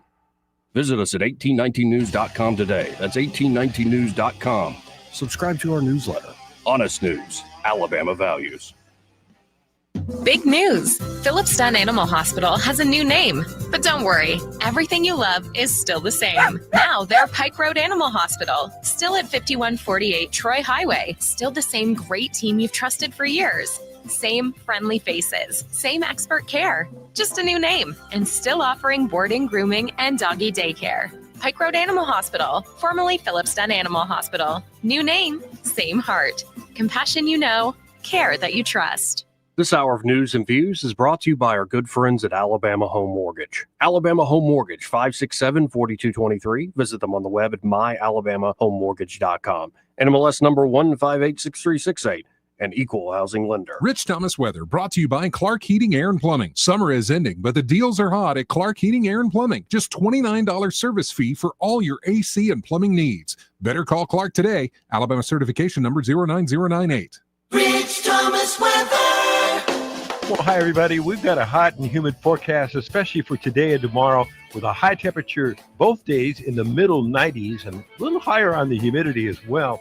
Now, there'll be some widely scattered, mostly pop-up storms, random across the area in the afternoon and evening hours, both today and Saturday, with lows tonight in the low 70s. Then a little heat break on Sunday, I think, with highs in the upper 80s and a little less humidity by then. From the Blue Water Weather Center, this is Rich Thomas. Budget Floors and More has the best prices. Carpet as low as 69 cents per square foot. LVP starting at $1.29 a square foot. Sheet vinyl as low as 65 cents per square foot. And the lowest prices on flooring installation supplies. Budget Floors and More across from Delray to Publix. We get Montgomery talking 24 hours a day. The River Region's most trusted voice. News Talk 93.1 FM WACV.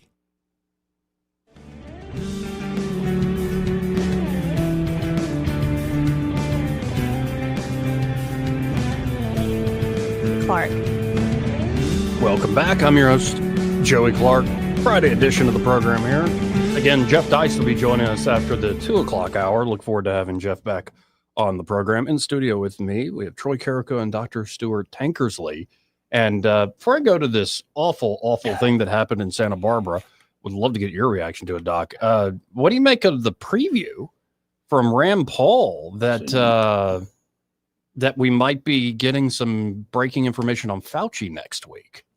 Well, he lied and perpetually lied, and he paid for the funding of the creation of this virus and vaccines, as they call them, even though they're not. But it's about time, and who knows if the auto pen thing is going to allow us to really go after him or not. Right. It's never been tested, really. And that pardon power is considered fairly, it's a last vestige of kind of our kingly imperial power. Like the pardon power is pretty complete, even if you think it was done under, because stuff came out today that there were people in the Biden White House saying he should probably sign this himself. And then they deferred it over to Kamala's people. Oh, and then she wasn't the president. I know they wanted her to be. You're right. Yeah, so there maybe I don't see that. Of all the people though, like I've not been the one who's like throw everybody in jail, because I'm more like give them pink slips, ruin their careers, like they're done. But with Fauci, throw him in jail. Yeah, it's for a very long time, He's responsible. He's got blood and this on his pardon hands. is standing in the way now. So it could be that Paul and them call Fauci up, like you get Paul and Ron Johnson on this, and you make him either admit it under oath in front of the Congress or make him lie again. And then get him. Yep. So hopefully there's something of that. But he'll do what he did in one testimony he gave, which was, I don't recall. Okay, well, here's the proof. Yeah, he said this just a little while Ronald ago. Reagan could get away with that, but not him. Yeah, I think Biden could get away with it at this point. Like, I don't recall. Chocolate chip ice cream. Yeah. No, we weren't talking about ice cream, sir. So this happened in Santa Barbara. Healthcare workers at a clinic in Santa Barbara, California, posed next to bodily fluid stained exam paper and posted on social media. The workers were apparently mocking the quote unquote sweet gifts that their patients left them. Guess the substance, the caption read. Wow. So I hopefully muted this because it's got obnoxious music on it. But this is like TikToks you can see that they posted, where it's like exam paper, and they're posting the streak left and asking people to guess. Well, we know that the COVID shots, which were mandated for all those healthcare workers, we know the COVID shots in February, there was a paper that showed of 86 neuropsychiatric issues that were evaluated, all 86 showed increased, statistically significant increased, diagnoses from the shots, and one of the worst was dementia with 3,100-fold. But these people might be, the victim. Your reaction is this is insane for anybody in the healthcare profession to do this. The dignity of the human right. Right. Yeah, and after a fierce backlash, the healthcare Sutter Health spokesperson released the following statement: "The trust and dignity of our patients always remains our top priority. Doesn't seem that way. We are deeply concerned about a disrespectful social media post made on a personal account by a former employee, and we are conducting a full review in line with our policies." Seems like it was more than one post. Like this person was, how are you not keeping tabs on your employees? And I think it was a nurse practitioner. Like, how are you doing the way all that training? It just goes out your mind not to do something this stupid. Yeah, I think you're right. Maybe it's something to do with the jabs. Yeah, it's absolutely really crazy. I hadn't seen anything about this, but it's very unfortunate. Yeah, it's just stuff like that where you go, ooh, standards falling, standards continuing to fall. But I don't know. My big takeaway from that hearing yesterday is we haven't learned the lessons. Yeah, the people up in charge right now don't seem, but they hadn't got the memo. And the memo is clearly, we want a radical change from the public health that we've received. And of course, here in Alabama, the well-known Dr. Scott Harris still in charge. And about a year ago, Forbes does I thought this kind of encapsulates a lot. Forbes annually does an assessment of places in each state, the top 50 places that people most enjoy working, and private and public. And number 3 most favorable place to work in our state is the Alabama Department of Public Health. that kind of summarizes so much because they have failed again. And that's what RFK Jr. and Bhattacharya, who is the wonderful guy, new NIH director, are going to do. And I'm very excited. And I'm super excited about Jordan's, if the Lord wills and they're allowed to expose the truth. I'm super excited about the new committee on vaccines. It's going to do a deep dive, and we already have thousands of papers of evidence of what we're talking about. But the shots were just poisonous, and the evidence is overwhelming. And the most important metric, maybe we've talked about this year, but the most important metric that anybody ought to be overseeing in public health is the number of deaths. And here in America, what normally happens in the first 5 years, from 2015 through 19, there was a stable number of deaths. And what happens with the pandemic is you have an excess number of deaths, and that persists for a couple of years, 3 years maybe. And then it goes below the line from the prior years because a lot of the most vulnerable were not, died. That is the case in the countries that did not get the COVID shots. And in America, as of May, we are at a 7 to 12% excess deaths. Then 3 or 4 weeks ago, one of the health ministers in Ireland called for an immediate investigation into the shots because they're at 30% excess deaths. 6 weeks before that, Japan did the same thing, and Taiwan's at 35% excess deaths. But we know how these shots are killing people, and every organ system is potentially deleteriously affected. And and it's time for the people to understand the need for the detox. And what was interesting in that hearing yesterday, one of the few people that RFK Jr. pointed to in getting us out of this, hopefully, is Jordan Vaughn of Birmingham. He mentioned his name in there because we're hopefully going to be able to move the ball in the opposite direction. And we have good ideas on how to do that. Who's the Republican doctor that voted to impeach Trump who didn't want to vote for RFK? I'm forgetting. Oh, yeah, Cassidy out of Louisiana. Bill Cassidy. Well, I don't know what the economy, I know it's big, the oil industry in Louisiana is, but clearly they're using a lot of oil byproducts for these medicines, and maybe that's why the Louisiana guys were so strong for pharma. But it's always important to remember that the former Louisiana Senator Breaux was Democrat.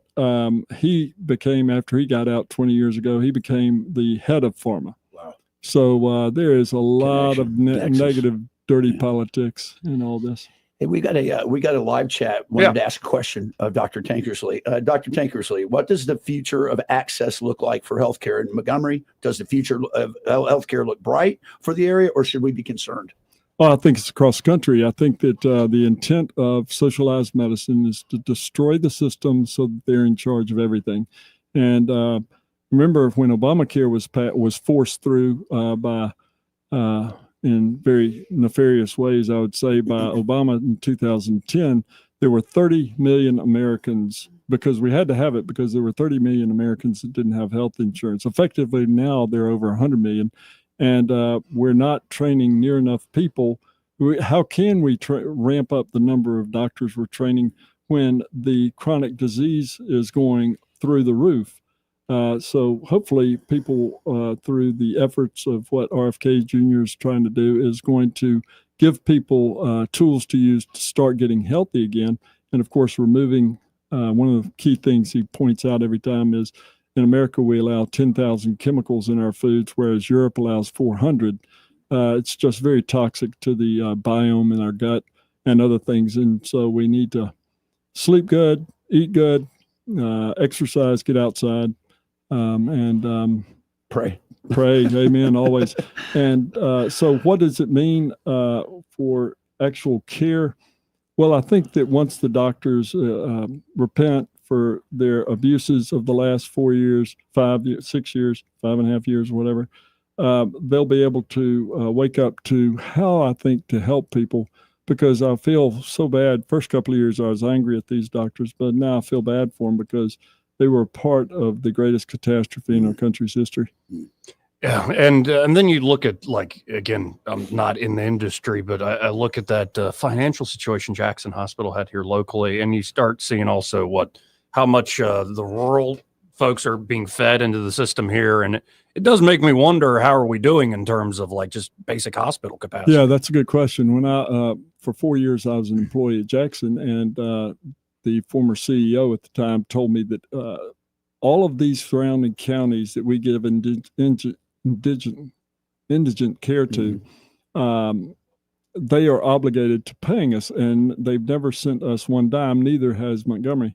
But how can you sustain a system where people aren't, they just refuse to take personal accountability in hardly any way, but they're not incentivized. They're never encouraged to, with the destruction of family and everything else. Sure. Well, but we got a lot of things we need to do. Yeah, it was my buddy Eric who asked that, former roommate of mine. So, Okay. Good to have you back in town, Eric. You need to have dinner again soon. See, I do go out. I just don't always tell everybody my itinerary. You're coming with me today. So I'm going to hang out after the show today. Got to hit another break here. First, this part of the program brought to you by Alabama Home Mortgage. And they're at Alabama Home Mortgage. Kim Williams and Madeline Cannon are ready to help you, whether you're looking to buy a home, especially if you're a first-time home buyer and you're looking for great local folks you can trust. It will get you the best possible deal. That's Alabama Home Mortgage, from pre-approval all the way to closing day. And in fact, maybe you're not sure, but at least get prepared. Pre-approval, you need to start the process with Alabama Home Mortgage, or maybe you're under a bunch of credit card debt, or you took out a home equity line of credit or a second mortgage and at an adjustable rate, and it's killing you right now. They can help you with that. Maybe you're in retirement or close to retirement. You're like, I need to get monthly costs like down. Overhead is big too much. With veterans too. They're great with veterans. Oh, they specialize in helping veterans, and there are too many veterans walking around haven't taken advantage of the VA home. Well, they think that they only get one, and it's not true. You can have multiple. So, you got to deal with Alabama Home Mortgage on all this stuff, folks. Call them up today, direct at 567-4223. That's 567-4223. Or you can always apply online at myalabamahomemortgage.com. There is a difference in mortgage companies. Let Kim and Madeline prove that to you today. NMLS number 1586368. Equal housing lender. Want to carry News Talk in your pocket?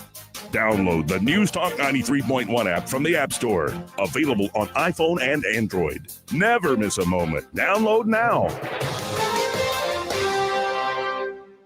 Wet feet, melting popsicles, puppy prints. Summer is hard on floors, but Pergo Vinyl by Mohawk is kid-proof, pet-proof, and life-proof. And right now during the Pergo event at Prattville Carpet, you can get luxury vinyl, worry-free floors, plus up to $1,000 in rebates on qualifying Pergo products. So gorgeous new floors up to $1,000 back. And did I mention 12 months no interest? Get the details and shop Mohawk's Pergo event now at PrattvilleCarpet.com. Prattville Carpet, we're more than just carpet. This is David Ernest from the Health and Wealth Show. We like to cut up and have fun, maybe poke a little fun at some politicians, but we don't take ourselves too seriously. One thing we do take seriously is your personal finances and your plans for retirement. You can tell by listening, we're a little different. Yeah, we like to have a good time on the radio, but we're dead serious about your financial future and helping you achieve your goals. At Ernest Financial, we're committed to giving you the attention you need. We don't treat you like a number. You're way more important to us. At Ernest Financial, it's about helping you today and preparing you for tomorrow. People call us who are on the verge of retirement, and they know they need a plan for the future. No matter where you are in life, Ernest Financial will help guide your every step towards retirement. Give us a call and let us show you what our individual customer attention can do for your future. Concerned about your retirement? Call David Ernest toll-free at 833-596-7233. That's 833-596-SAFE. This hour of news and views is brought to you by our good friends at Alabama Home Mortgage. Alabama Home Mortgage, 567-4223. Visit them on the web at myalabamahomemortgage.com. NMLS number 1586368. An equal housing lender. If it concerns your community, you'll hear about it on News Talk 93.1. News Talk 93.1 FM WACV.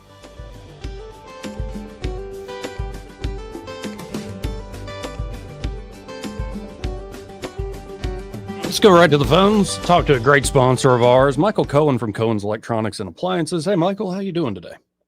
Hey, I'm doing great. How are y'all? Oh, life is good. Flying through the show here. Got a couple of comrades, Troy Carrico, Dr. Tankersley. But you were just able to go to a big show, kind of see the latest products coming out in the field. What can you report back to us?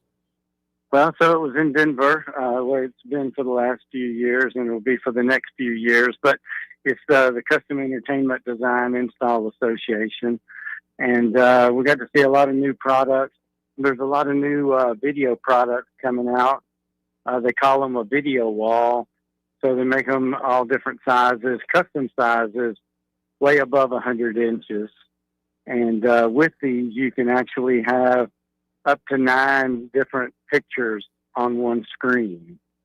So that could be 9 football games, 9 basketball games. It could be eight of your sporting events in the Lion King for your kid. It's just limitless what you could do. You could even have cameras for your home on different screens within this big screen, or you could hit one button and see your favorite team on the whole picture, which could be 150 inches, 180 inches of screen on your wall. Now that's a way to watch some football right there. You're not kidding. Very, very it makes you want to jump up there and tackle the guy. and talk about like a home theater solution. I mean, that's probably a better setup than going to the movie theater. Well, yeah, exactly. I mean, if you get a good screen and some good sound installed properly, then you're way better than what the movie theaters have to offer. So anything else you want to throw out to the folks that maybe you saw at this big convention? I tell you, the other thing that I saw was a company called Theory. Theory makes some high-end speakers.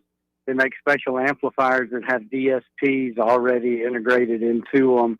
So basically, it's down to, we almost have to just measure the room, put those parameters into the amplifier, and it pre-tunes everything for your room. Because that's the biggest thing about getting the best sound, is actually tuning the system for your exact room. Because how it sounds in your room and how it sounds in Eddie's room, you're outfitted different. You've got different floor coverings.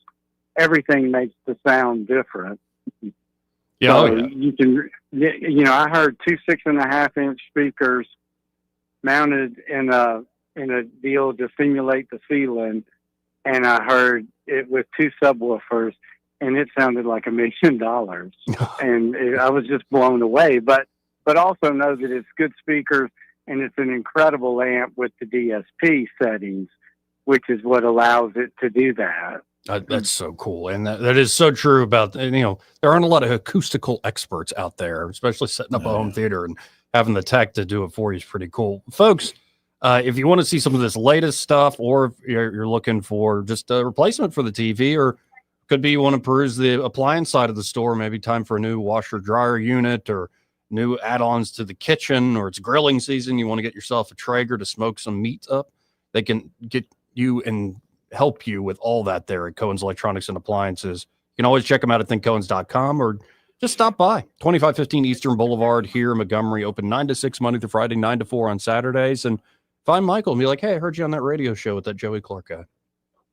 That's right, because Eddie was AWOL. He was that day. He's always closing, real estate. Grabbed him today. ABC. There you go. Appreciate it, Michael. So, y'all have a great weekend. Come see us. You too. Yeah. What's that line? Always be closing. Right. Always be closing. So, again, we'll have Jeff Dice join us in a second. But you're about to say something? So Admiral Davis just sent me the Alabama, I sent it to your text, Alabama Commission on the Evaluation of Services on the Department of Mental Health, and it's not good. Oh, fascinating. So, yeah. Just coming out. Now that the Admiral's the CEO for Vets Recover down there in Mobile, he's been tracking this, and it came out, and it's pretty damning. So might want to look at that at some point. Well, before I'll let you go, Doc, you got any parting shots, anything you want to get out there to the folks? I think a couple of things. One was Trump's tweet Monday came after the definitive paper on these shots. It was 6 pages in the Association of American Physicians and Surgeons. And the statistics are horrific that the shots, looking at every database that we have access to, especially the military's databases, shows just horrible injuries that persist, of course, especially cancers and things. But then the wonderful news from Florida, hopefully the next administration will have a state health officer who will follow the science and do what Florida did this week in stopping. And the context of it is very important. What Dr. Ladapo, the state surgeon in Florida, did this week was say that the individual, has rights that surpass that of our government. And as such, they have a conscience that can decide whether they want to accept shots or not. And so there are no mandates in the schools in Florida. And that was a huge win as well, because the human being is precious. And I'll take Dr. Ladapo. Dr. Lapato's appeal to heaven all day, every day, compared to Tim Kaine's appeal to the spaghetti monster or something. Right. And, the god of science. Anyway. Yeah. Well, I appreciate you stopping by. Good seeing thank you so much. Keep doing a great job. We got our final hour coming up. After the break, we should have Jeff Deist. Y'all stay tuned.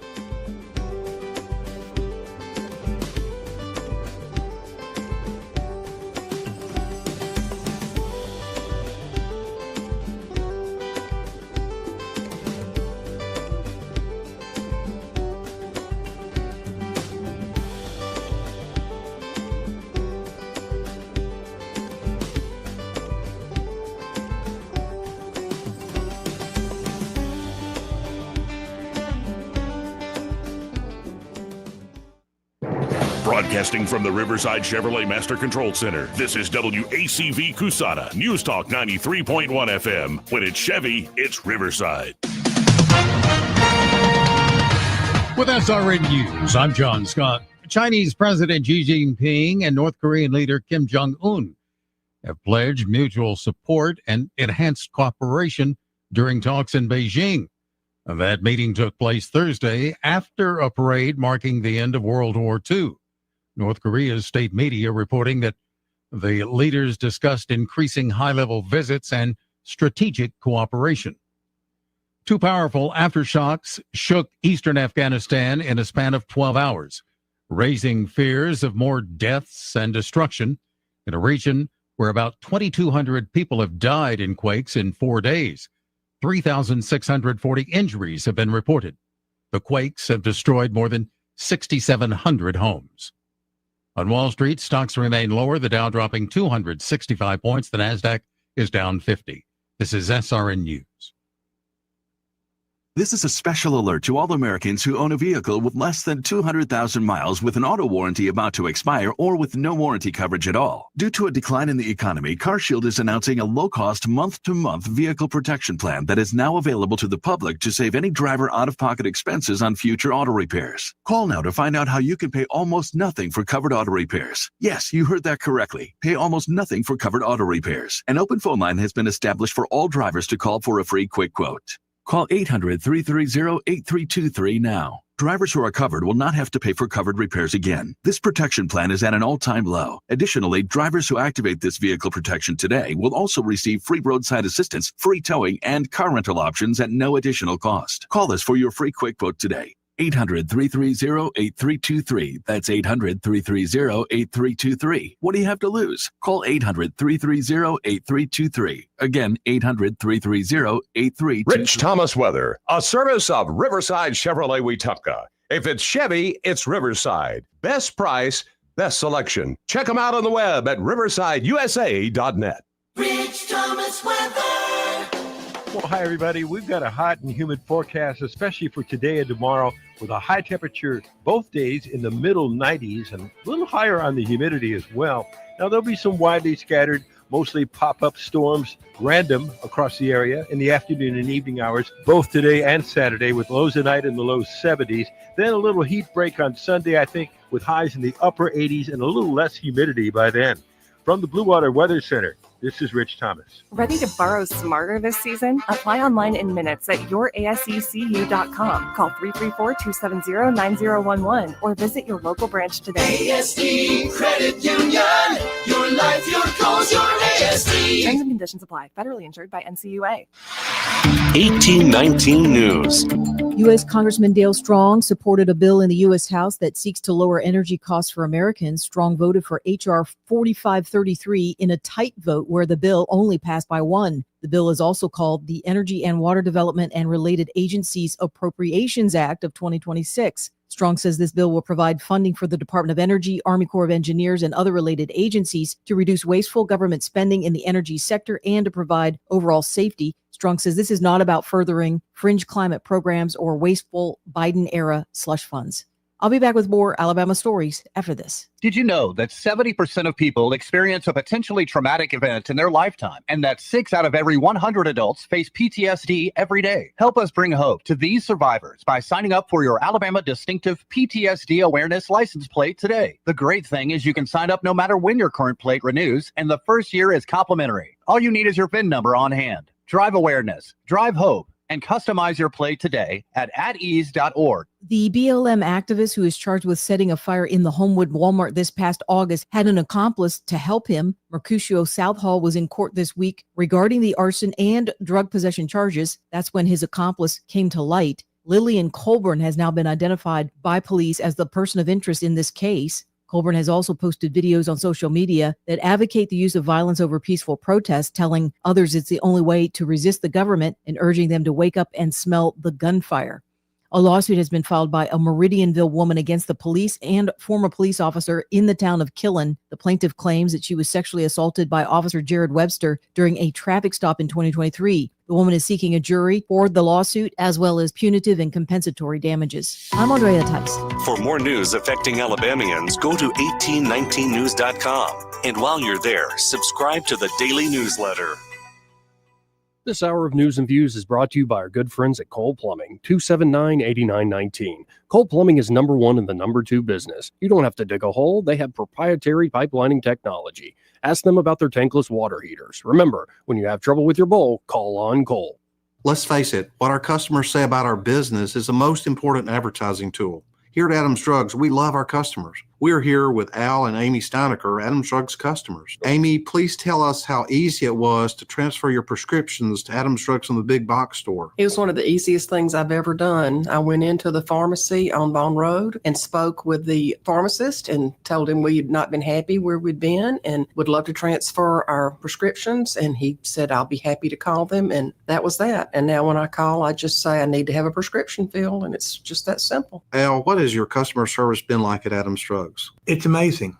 You walk in, you're not standing in a line. They speak to you, call you by name, and say, what do you need today, Al or Mr. Steinecker? It's wonderful. It doesn't get any better. Please come into any Adams Drugs location and let us earn your business. Visit us at adamsdrugs.net for the location nearest you. Adams Drugs is your independently owned Health Mart pharmacy. Health Mart, taking the time to listen and care. Your nightly news begins with Fox 20 News at 9. We start Fox 20 News at 9 with breaking news. Putting Montgomery news first.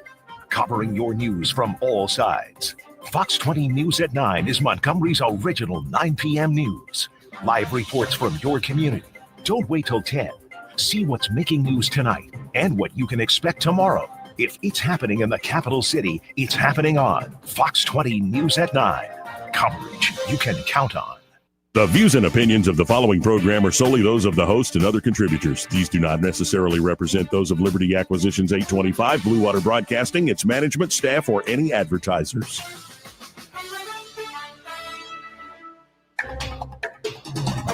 It's time for Montgomery's conversational radio show. It's News and Views on News Talk 93.1 FM. To join the conversation, call 272-9228.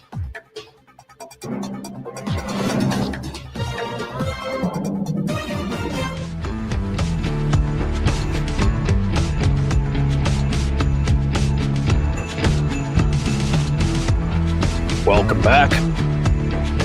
I'm your host, Joey Clark. Final hour here of the Friday edition of the show. And joining me now, as promised, we have welcome back to the show, Jeff Deist. And Jeff, how you doing today, sir? Hey, Joey, what's going on? What's going on with the beard here? What do you mean? Just letting it grow a little? I'm on the phone, so I don't see you in studio, but there's some movement there. I see. There's movement of the beard? I mean, it's different than last time. Yeah, I'm letting it grow. I'm trying to get through the awkward phase. I appreciate you bringing up the awkward. Eddie, what's going on here? With Eddie's not here today. He's Oh. closing. He's real estating, and Okay. Well, good to see you, man. good to see you too. We've been kind of ranting and raving since yesterday. This hearing with Bobby Kennedy, and there's a lot of astounding things to react to. I saw you reacted to Tim Kaine, the senator from Virginia, of all places. This is an insane, let's say, inversion of what the idea of, say, the Declaration of Independence is laying down. But somehow, if you believe in natural rights, you're now a theocrat like the Iranians. Yeah, it's interesting. People forget Kaine was Hillary Clinton's running mate. I mean, that wasn't that long ago. It feels like a lifetime ago. And he's still with us, apparently, in the Senate in Virginia, which is now a deep blue state. Wasn't always. By the way. And if you look at the demographics of Virginia, you'll see it's two different states. The northern Virginia suburbs of D.C., which contain a lot of, let's say, lawyers, lobbyists, contractors, federal government employees, and then everybody else. And I'll ask you and your listeners to decide which state, which part of Virginia Mr. Kaine actually represents, for starters. But, look, I thought the Kennedy hearing, to what I did see of it, was an absolute disgrace. I mean, what could we possibly have to lose with the healthcare situation in America and the general health conditions of Americans today? I mean, the idea that Secretary Kennedy's trying to do anything to move us away from this pharmaceutical nation that we've become and move us towards more personal responsibility for health and diet and exercise and all that seems to be an absolute no-brainer. And he's just absolutely hated by his own party. Let's remember, he's a Democrat because he, decided to join forces with Donald Trump and worry about the country instead of his party. And that's verboten. Yeah, and it seems like there's extra vitriol. Like he's a Judas, so we really have to make an example of this guy. And I'd imagine there's a lot of lobbies that are powerful, but it seems like the pharmaceutical industry is one of the most powerful up there in D.C. Well, it is. And what I didn't realize until just a couple of years ago is the extent to which they're the single largest source of advertising revenue across, TV markets, at least. I don't know about radio, but that's pretty remarkable when you think about it. So that's a powerful force. And I mean, COVID really shook a lot of people's beliefs in, medicine broadly. And doctors were saying, oh, yes, do this, do that, take this shot, wear that mask. And then a lot of it turned out to be either total BS or actively harmful. And that's the kind of thing that's going to take a little while, I think, for the medical establishment to get over. And I do think that the idea that something's rushed to market, the idea that something has a totally novel technology, and the idea that the producers of this are protected from liability, at least in federal courts. You put all that in a blender, and our friend Stephen Molyneux says this was an IQ test, and a lot of Americans failed it. Yeah, and another thing, you just bring up the liability shield. Another one that just came up is all these big tech companies and AI, and this big meeting by Trump with all the tech bros. You add to that, like him still calling Epstein like a big Democrat hoax. Like there are just these particular things Trump keeps doing and people he's surrounding himself with. I'm like, where are you going with this? Not like I'm wanting to vote for Kamala Harris, go back in time or anything. It's just disappointing, and the disappointments seem to be stacking up here a little bit. Yeah, I didn't love the people sitting around that table with him when we talk about tech bros. I think a lot of them are probably people who ought to go away and worry about their companies and not be involved in U.S. politics. And I would, to be fair, I would say that about Elon as well. And I think we're all better off now that he's back to running SpaceX or Tesla or whatever it is that he's supposed to be doing and worrying about his shareholders and his stock price and producing cars that actually have, batteries that don't blow up, full self-driving, and getting to Mars and these kind of things. The kind of things, that's a slight pay grade above what Joey and I think about all day. But nonetheless, I just look at that, and you got to understand that Trump is a very different cat. He is a creature of the moment, and he is willing to have constantly shifting alliances to serve what he thinks is his immediate or the interests in front of him. He doesn't truly have a partisan bone in his body. And while he can certainly be vindictive and hold grudges, he's also remarkably flexible. Zuckerberg was public enemy number one back during the Alex Berenson Twitter wars, who was suppressing speech. So he is flexible. Whether that's a good thing or a bad thing, I think depends on your perspective. From my perspective, it's a good thing, because I think Trump is somebody who just wants to sort of get things done, and he's not an ideologue. He never pretended to be one. And yes, he is susceptible to flattery, and the way to work with Trump is to sort of go along with him and compliment him and that sort of thing. But, nonetheless, I think of the two-party system that developed, especially in the 20th century in America, wasn't always that way, Joey. We had other parties in the past. We had the Bull Moose Party. We had the Whigs. We had other parties in the past. But in the 20th century, I think the two-party system served America very, very poorly. And I think as a result, a lot of politicians went astray. And so anything that breaks that up, I'm in favor of. Yeah, and it does seem like and you've made this point better than I, this post-persuasion moment where and I've noticed it in radio, just locally, there's not the same energy to debate the issues, like the policy issues necessarily. And it is more about like which camp, which team are you on, but they don't seem to hew to a particular ideology. If I could step back, it's kind of a big question. But like I hear folks saying, the United States is fascist, or the United States is run by a bunch of communists and socialists, but they're also in the corporate C-suites, or the United States is a free market, or no, it's a mixed market.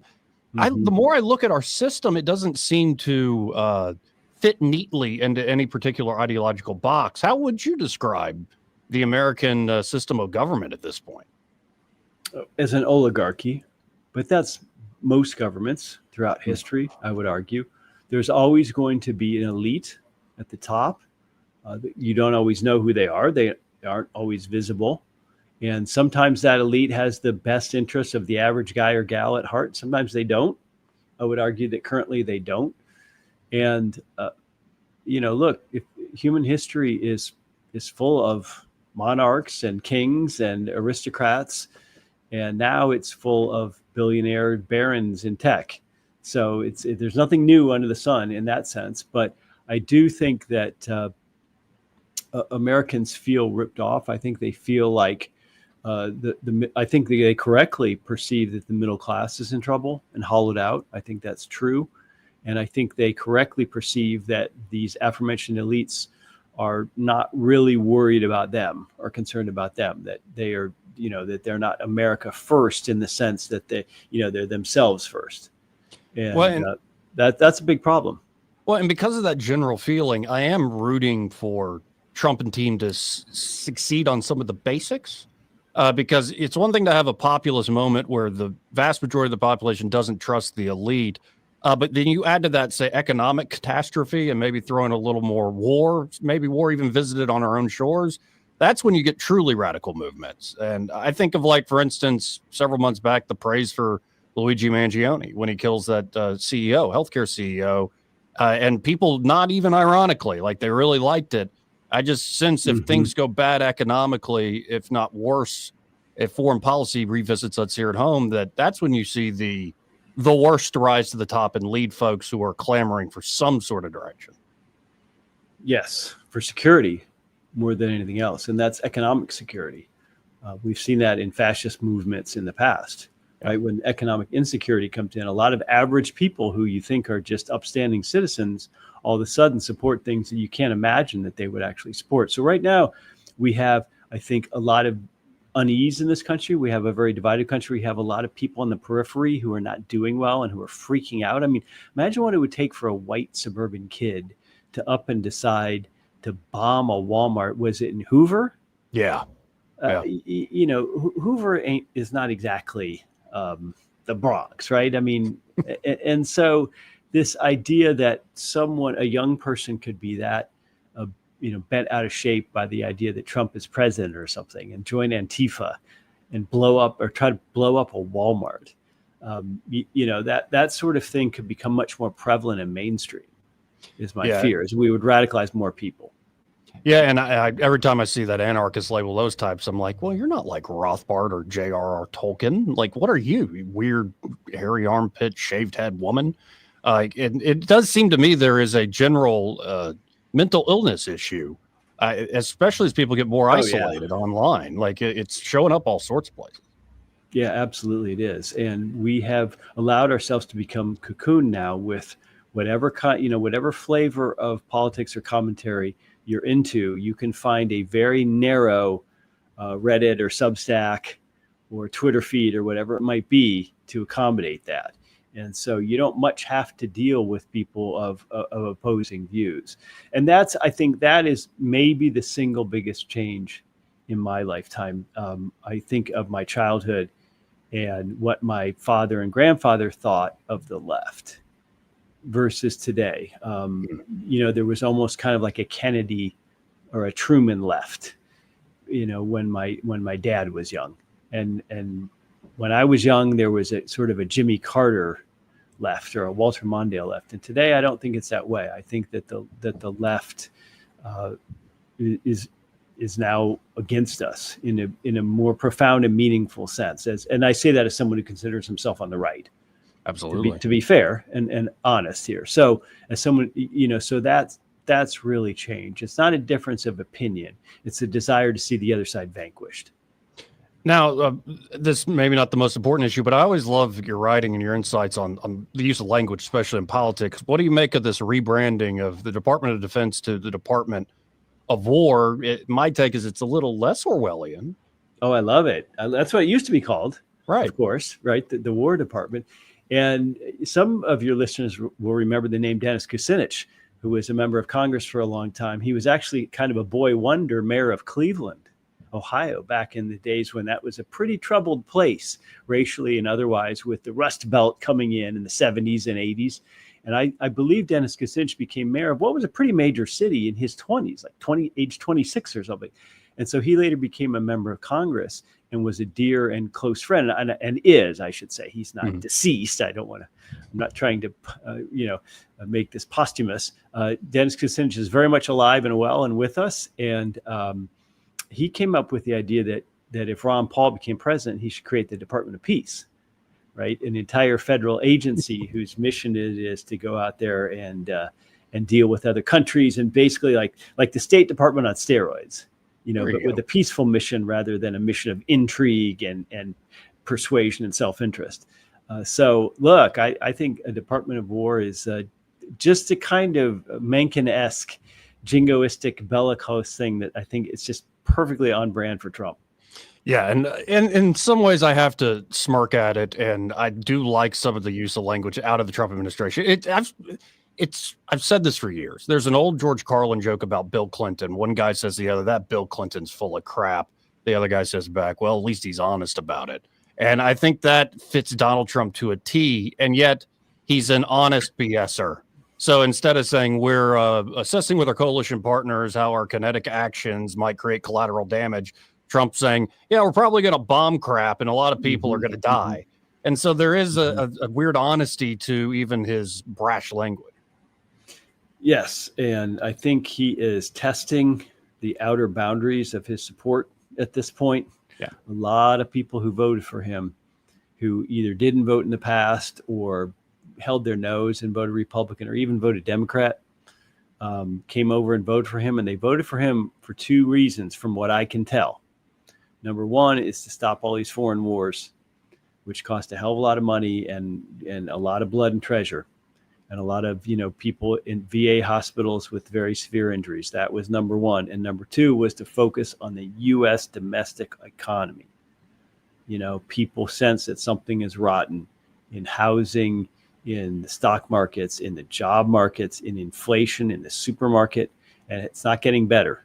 So He better get back to those what I would call the twin focus of his campaigns, and stop letting himself be distracted by a million and one things, like worrying about, honestly, even Ukraine or Gaza at this point. He needs to bring this thinking home and stop listening to these people around him who want to tell him that he's king of the world. Hear, hear. Well, I always appreciate your time, Jeff. We got off the weekly schedule, but hopefully we'll get back on it now. Absolutely. And if folks want to check out what you're up to, how can they do so? They can find me on Twitter, all one word, at Jeff Deist. Well, thank you, sir. Talk again soon. All right, Joey. Thank you. Thank you. Again, folks, that is Jeff Deist. Always great having him on the program. This part of the program brought to you by Pest Pro Services, and they're at Pest Pro Ashley, and that great team are ready to help you out with any and all of your pest control needs. It could be you just need basic pest control services. They can do that for you, but they can do a little more fancy package. And I mean fancy, and like you should just go ahead and do the full package, like termite inspection and protection that's year round, or like mosquito treatment.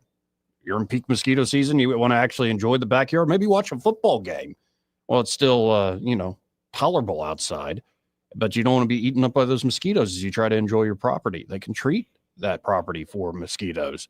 They can also treat the yard for fleas, for ticks, especially if you got those pets you're worried about trekking it in. They can do it all there at Pest Pro. You can always learn more at ppsriverregion.com or just search Pest Pro Services on the Book of Faces. But I say call them direct, 265-9990. Again, that number is 265-9990. When you want to know, call a pro. Pest Pro Services. And be sure to tell Ashley and that great team that Joey, that fella on the radio, sent you. Troy Carrico still here in the studio with me. Always appreciate Jeff's time and insights. He's a bright guy, and he's right. And obviously I was just listening, but we talk about Tim Kaine. I told you I lived in Virginia for 7 years. So it would have been from 2008, 9 to 16. So watching the transformation of Virginia, I had a friend who was in the House of Burgess, which is a state representative. That DC Beltway just pushed further and further south into Northern Virginia. Well, and one thing I noticed, it was a bachelor party trip up there, and my friends were living like right there in like Arlington. It's almost like you're in DC in some little condo. And we did a lot of stuff in the city, but then we went to we went to a sporting clays course. So we had to drive a good ways into Virginia to find something like that. Right. And I'm like, this is like Alabama. Like as soon as you get away from DC, it's like, these are the God-fearing folk I know. Basically, everything south of like Leesburg over to Winchester and down is our people.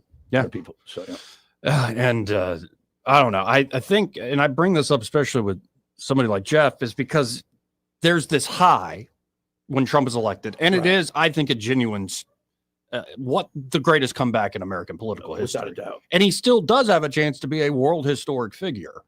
But the amount of people also coalescing and going in that right direction, winning the popular vote, all this stuff is amazing. But if you take a step back from the politics and you just look at general trends of technology, of the economy, and especially how the average person is doing, for years, especially under the Biden administration before, of saying, I don't think we actually get our house in order unless we go through some great calamity. We've said that before. Yeah. And a lot of folks, that talk stops when Trump gets elected because you're happy. And it's like, we're doing this. Everybody's on the team. And like, but now we're what, 8 months into this thing. The honeymoon's over, right? I mean, you got to wonder. So now you got to wonder. Like the trend is still there. Like think of like the trend of more and more executive power and just generally how we have twisted the Constitution in all sorts of different ways. Right. How technology seems to be trending more towards central authority. Like think of the capabilities of a government with full-on AI powers, which is where they're going. Orwell. And so like you can call yourself a democracy, you can call yourself whatever you want, but if you have that sort of capability, what are we even doing here? Yeah, what do we even call that? And then the average person feels like, number one, I'm not respected. My interests aren't heard. Number two, I'm kind of getting screwed working paycheck to paycheck. And I do everything right, by the way, trying to work hard, getting that job. And all of a sudden I'm in a car wreck and I'm now injured and I'm going bankrupt because of the healthcare cost. Like you start seeing these things people can bring up. Right. And it's that sort of general frustration percolating. That's where you get nasty revolutions. And I don't want to see that happen to this country because I don't think that is necessarily the calamity we're going to have to deal with. But if we're not careful, and if Trump and team don't get this thing humming by America's 250th birthday, watch out at the midterms. Now, back to politics, the thing people hang their hat on is, well, the Democrats are still incredibly unpopular. They have no clear leader. I agree with you. But that could be the greatest cruel irony of this moment in history is like, we're victorious, we're winning, we're beating the Democrats, we beat the left. That's really what brought the new right, this new coalition together. Right. We don't like the left and all the excesses of the left. Okay, we're winning, we've beat the left, And yet the underlying issues are still there, and they're very difficult to solve. Well, and I think that you kind of got to look at the scalability of what the Democrat or the left or the opposition have in mind. Take a look at all the judicial activism that's going on right now. Okay. That's just another way to try to complicate, undermine the Trump's agenda. Mm-hmm. This had they not done that, he could have probably put more resources on other things. So it's kind of troubling. There's a lot of layers to this onion.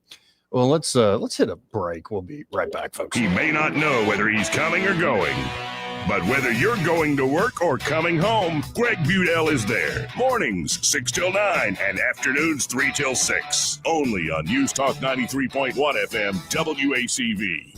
Hi, I'm Jane Ray, account executive with Blue Water Broadcasting. Why should you advertise with us?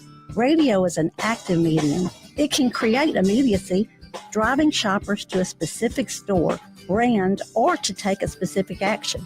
Radio ads engage with the audience in a personal and unique way. Contact me, Jane Ray, by going to bluewaterbroadcasting.com to find out more.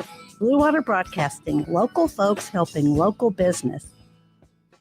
Hi, it's Jonathan Cotton with the Good Feet Store. When your feet aren't properly supported, it can affect your whole body, your back, your ankles. You might be thinking there's no way something as simple as Good Feet arch supports can help me. Well, that's exactly what Bill thought. My feet would just ache, my back would hurt, my ankles, everything just hurt. And I'd seen the commercial several times before I finally said, I'm going to do this. And I'll be darned if it didn't work. I feel a million times better than I ever did. Visit the Good Feet Store for a free fitting and test walk. If you want to live free from pain, come visit the Good Feet Store and take the first step towards a more comfortable, healthier you. Wendy's experience might inspire you too. Since wearing my arch supports from the Good Feet Store, my back pain is gone and my feet don't hurt as much. And as I look into the future without pain, I see myself being even more adventurous, joyful, and full of possibility. Visit goodfeet.com to book your appointment today. Hey guys, this is Todd Clark with River Region Contracting, your premier roofing contractor in Central Alabama. So remember the name, River Region Contracting, for all your roofing needs. We're not affiliated with any other roofing company in the River Region. We've been in the roofing business since 2005. We don't have to buy our leads, and we don't have to knock on doors when the storms come around. We have thousands of satisfied customers throughout Central Alabama. So call us at 334-356-8635. That's 334-356-8635. For too long, Alabama's statewide news companies have shamed us for our conservative Christian values. Alabama deserves a news company that cherishes our culture, a company that isn't bought and paid for by the powers that be. 1819 News is that company. Run by Alabamians for Alabamians, 1819 News celebrates what is good and beautiful about our state while exposing those who work against our values in secret. Just go to 1819news.com to learn more. Subscribe to our newsletter. That's 1819news.com. This hour of News and Views is brought to you by our good friends at Cole Plumbing, 279-8919. Cole Plumbing is number one in the number two business. You don't have to dig a hole. They have proprietary pipelining technology. Ask them about their tankless water heaters. Remember, when you have trouble with your bowl, call on Cole. Finding great candidates to hire can be like, well, trying to find a needle in a haystack. Sure, you can post your job to some job board, but then all you can do is hope the right person comes along, which is why you should try ZipRecruiter for free at ZipRecruiter.com/radio. ZipRecruiter doesn't depend on candidates finding you. It finds them for you. Its powerful technology identifies people with the right experience and actively invites them to apply to your job. You get qualified candidates fast. So while other companies might deliver a lot of hay, ZipRecruiter finds you what you're looking for. The needle in the haystack.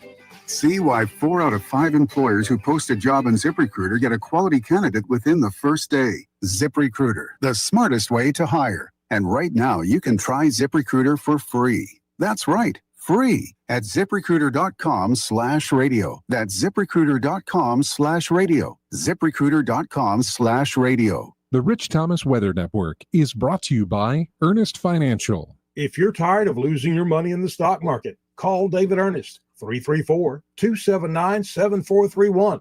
Earnest Financial, LLC.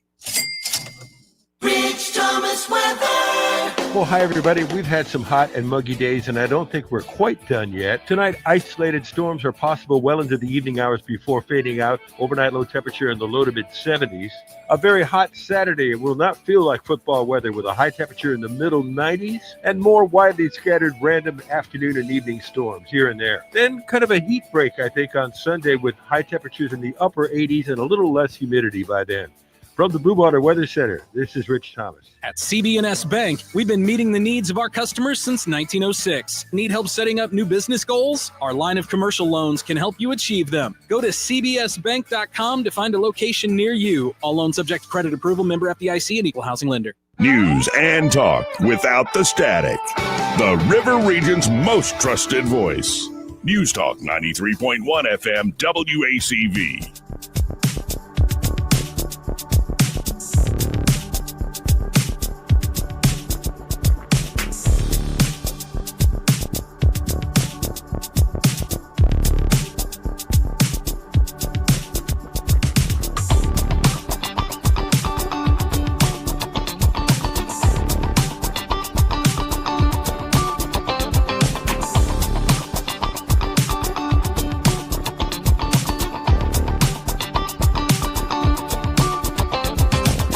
Joey Clark.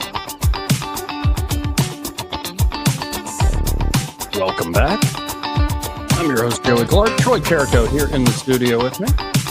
You know, we need to get a studio where we can just smoke cigars in the studio while we're on air. Sort of like Joe Rogan, right? Yeah, like it would just like it's a good thing for a conversation. You light up a candle. What do we? Well, you know, we're kind of exploring that route with some things with what you and I are going to do on the side project. Light up a leafy candle, like have a good conversation going. Like I think it'll work out. Now let's do some things that aren't politics. Yeah. The LAPD just revealed, because obviously Los Angeles is like the main spot to find like high-speed chases. Oh, yeah. So this is a video showcasing the power of a new technology the LAPD has deployed. Okay. Honestly, even from the video, I'm not sure quite how this works, but let's watch this together. All right. So that's the police car behind it. Yep.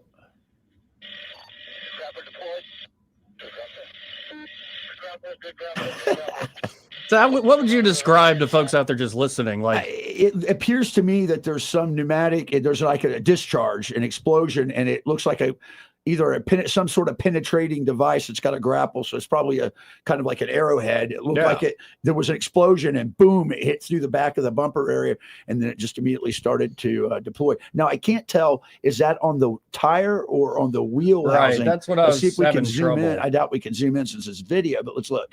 Yeah, right there's the. Yep. I think it's right under the wheel well. So it must be like a hook or something that's grabbing. Under there. Yep. And it's then a short like rope probably has a little give attaching them. This is in slow motion. So there's the explosion, the discharge, it looks like. And then bam.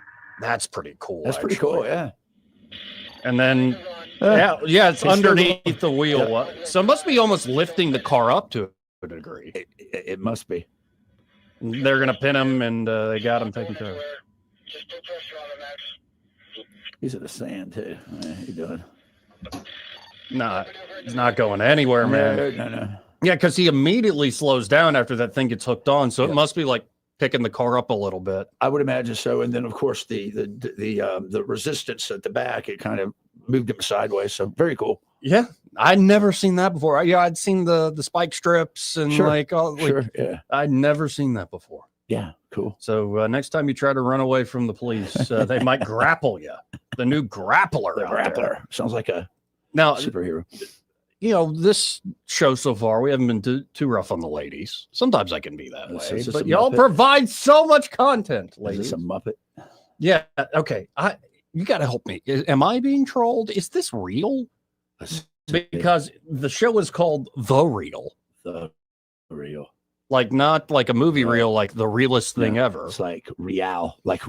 And this is the woman right here who's going to fall into tears talking about how somebody used to ask her and call her names, used to mock her, bully her with a particular question and name. I don't know if this is real or not. You got to help me out, folks. The person started saying I look like a Muppet. That's real. People say it so much, sometimes I start to believe words. And so... Wait, there are people crying in the audience. There are people crying in the... How is this real? It's very real. The person started Call me a Muppet. saying I look like a Muppet. She kind of does. People say it so much, sometimes I start to believe words. And so I even asked Vince, I'm like, do I look like a Muppet? A Muppet? Yes, you do look like a Muppet. He's like, absolutely not. But this killer person. Well, look at this distinguished table of guests there. Who are these? Who are these two? The Power Twins? Yeah, I'm Are they the actually, Power I'm Twins? kind of thinking the lady in the white is trying not to laugh. Like, seriously? Do I look like a Muppet? A little. I think she is trying not to laugh. Yeah. For sure. Started saying I look like a Muppet. Fix your hair for her. That's very nice. People She's like, say yeah, it you so do. much, You do. sometimes I start to believe words. And so I even asked Vince, I'm like, do I look like a Muppet? Oh my God.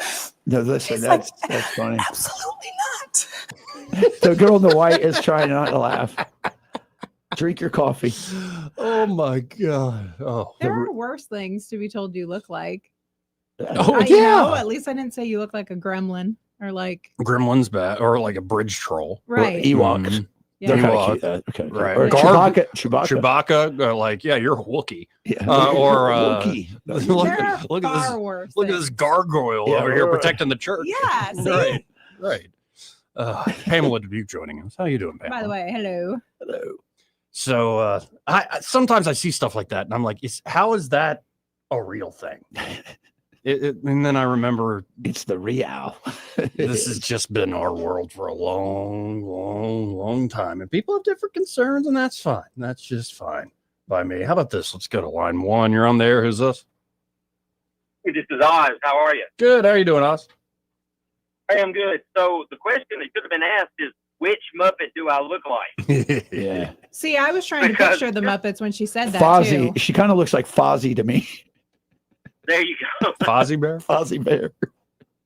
Okay, So, I I just had to comment on that. But my real question is, listen, when Biden was president, how much kickback or delays, how much interference did the Republicans really do to his agenda?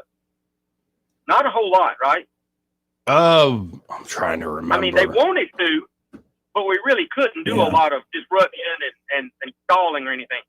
But at every turn, the Democrats are doing that. And at every turn, if you disagree with the Democrats, they are turning to violence and they're turning to negative, whatever you want to call it. They are very aggressive. Well, and I wish that would really be out there. Oh yeah, no, they are very aggressive, and like this whole idea, if we Republicans do something, then that'll give the Democrats liberty to do something. It's like, no, they're already at liberty to do what they want. They will already do the power play. I did think of, though, Alabama's own Coach Tuberville made quite a stand holding up flag officer promotions over the new abortion policy came out of the Biden Pentagon and Biden administration. But in terms of like the systematic use of the courts, the lawfare. Yes, some of the say rabble rousing on the streets, like very different beast, and people need to be well aware of it. Though I think Oz, a lot of people got wise during the summer of love of 2020. Remember all those pallets of bricks and all the videos that kept coming. Even like one that always sticks in my mind in Minneapolis is it's two young women who are Black Lives Matter protesters, and they all of a sudden see a guy who's in black bloc, like completely, you can't see his face. Can't even barely see his hands. He starts breaking these windows in an AutoZone with a crowbar, just walking by. Shh, shh. They start chasing him. What are you doing? What are you doing? We're trying to be peaceful. Oh, gosh. So it just, the amount of saboteurs, the amount of weird crap being pushed, and it's often at very convenient times. It's a very real strategy and tactic they use. And it should be very telling to everyone. I mean, Republicans, Democrats, Independents, that when the Democrats are complaining about the president trying to bring law and order to a lawless community, that's the problem. Well, the Democrats want it to be lawless, and they want people to be causing damage and destruction. And I mean, the citizens want there to be some kind of peace and some kind of resolution. And I believe that's what Trump is trying to do. Well, and I will say, as much as I can be critical of Trump, his two biggest victories are probably the law enforcement actions. Number one, shutting the border down and continuing to deport folks. And then this huge crackdown on crime. And, I mean, it just shows you need the will to execute and implement your laws. You don't need new laws or new interventions and stuff. You just need to actually want to stop it. One of the things, though, that I think is apparent, and if you look at the history of the left, violence is always a preferred method for resistance. It goes before the Bolsheviks. All this, it's been there. It's part of their mantra. It's part of their solution. You know, the difference is this: until you bust some heads, Joey, and our esteemed guest here, till you bust some heads, that stuff will stop in a hurry. But you got to bust some heads. Last comment, and I'll get off. Why are never mind. I know the answer to this question, but I'm going to pose it anyway. I'm going to pose it. Why are the Democrats pushing so hard for illegals to vote? Well, we know why, because that's the only way they can stay in power. But if you want to come to this country, come legally.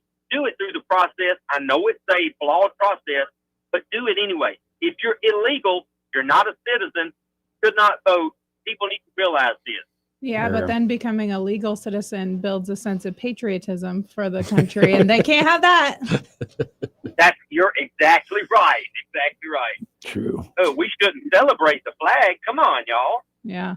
Well, and I loved all this idea of demographics as destiny too. Like, think of how much, in particular with young men, young black men, young Hispanic men, they've flipped Republican and voted Trump this last time. And it's like, oh, you're waiting. The machismo and Catholicism of Latin America wasn't cool with your whole woke progressive agenda. That's interesting how that works. It doesn't fit in. It doesn't fit in. Look, guys, y'all take care. Thank you for what y'all are doing, and God bless y'all. Have a good weekend. Appreciate it, Oz. God bless you, brother. Yeah, it is a weird moment that, like, and it's again, I have two minds. I can do the political thing all day, every day, and the easiest trick in the book is the Democrats suck a lot worse than us. Fair enough. That's not. You don't have to convince me. I'm more when I look at general trends. We ain't out of the woods yet. We're still in the thick of it.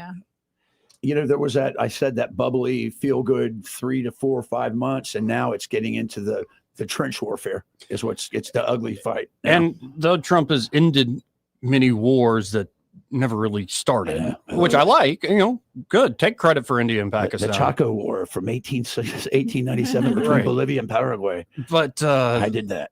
But Israel and Gaza continues to rage. And then Russia, Ukraine continues to rage. I mean, it's some of the biggest missile drone strikes we've seen of the war. I said that after they met in Alaska, look for some of the largest strikes to come out of Putin, and he hasn't disappointed. Yep. And so you got to wonder what's the next move in both of those situations. Honestly, I don't know, because it seems like just removing ideology and like political motivations. I would say right now the stronger, bigger, badder dog in these fights doesn't want to stop fighting for the moment. That's right, and I think that there's a lack of leadership to assist, and until that happens, Putin will continue to have his way. Yeah. Well, it's just the more I look at that history of Ukraine, it's like, what's a good rule in foreign policy, geopolitics? There's a lot of good rules. There are a lot of good but rules. We don't follow them. But one is don't bluff. And I think we bluffed big time. We bluffed big time, and don't tell them what you're going to do. Just do it. Yes. Machiavelli, man. Yeah.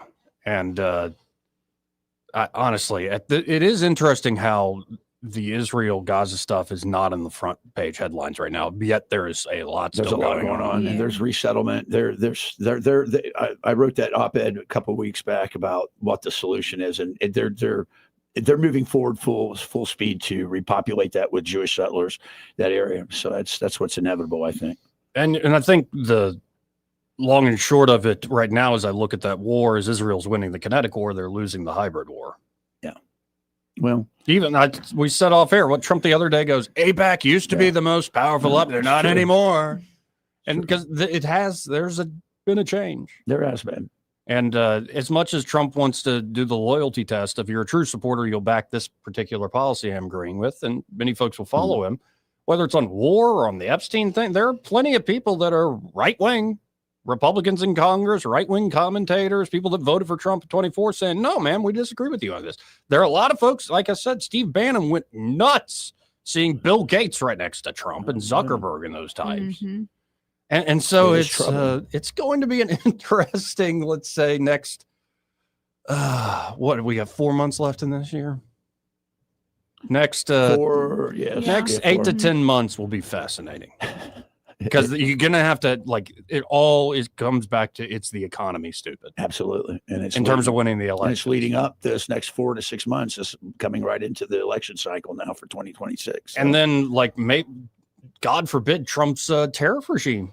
The Supreme Court goes, no, actually, you don't have the authority to do all this. It just unravels and you'll see markets go, what? You know, it could be a mess. I'm telling you, Old Hickory, the ghost of Old Hickory is going to make an appearance soon. But I will say, the media of the Trump team, like what they put out there, is night and day, like compared to like Biden and folks. Like I am much more enjoying this just for the vibes. I'll put it that way. I like the vibes. As crazy as the vibes can be, I mentioned this earlier in the show. This is the Venezuelans buzz with fighter jets. What two F-16s? A destroyer? It was actually a guided missile frigate. Wow.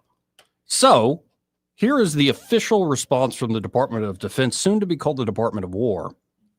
Today, 2 Maduro regime military aircraft flew near a U.S. Navy vessel in international waters. This highly provocative move was designed to interfere with our counter-narco terror operations. The cartel running Venezuela is strongly advised not to pursue any further effort to obstruct, deter, or interfere with counter-narcotics and counterterrorism operations carried out by the U.S. military.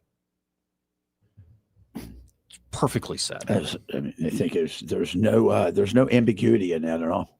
Yeah, and we'll see.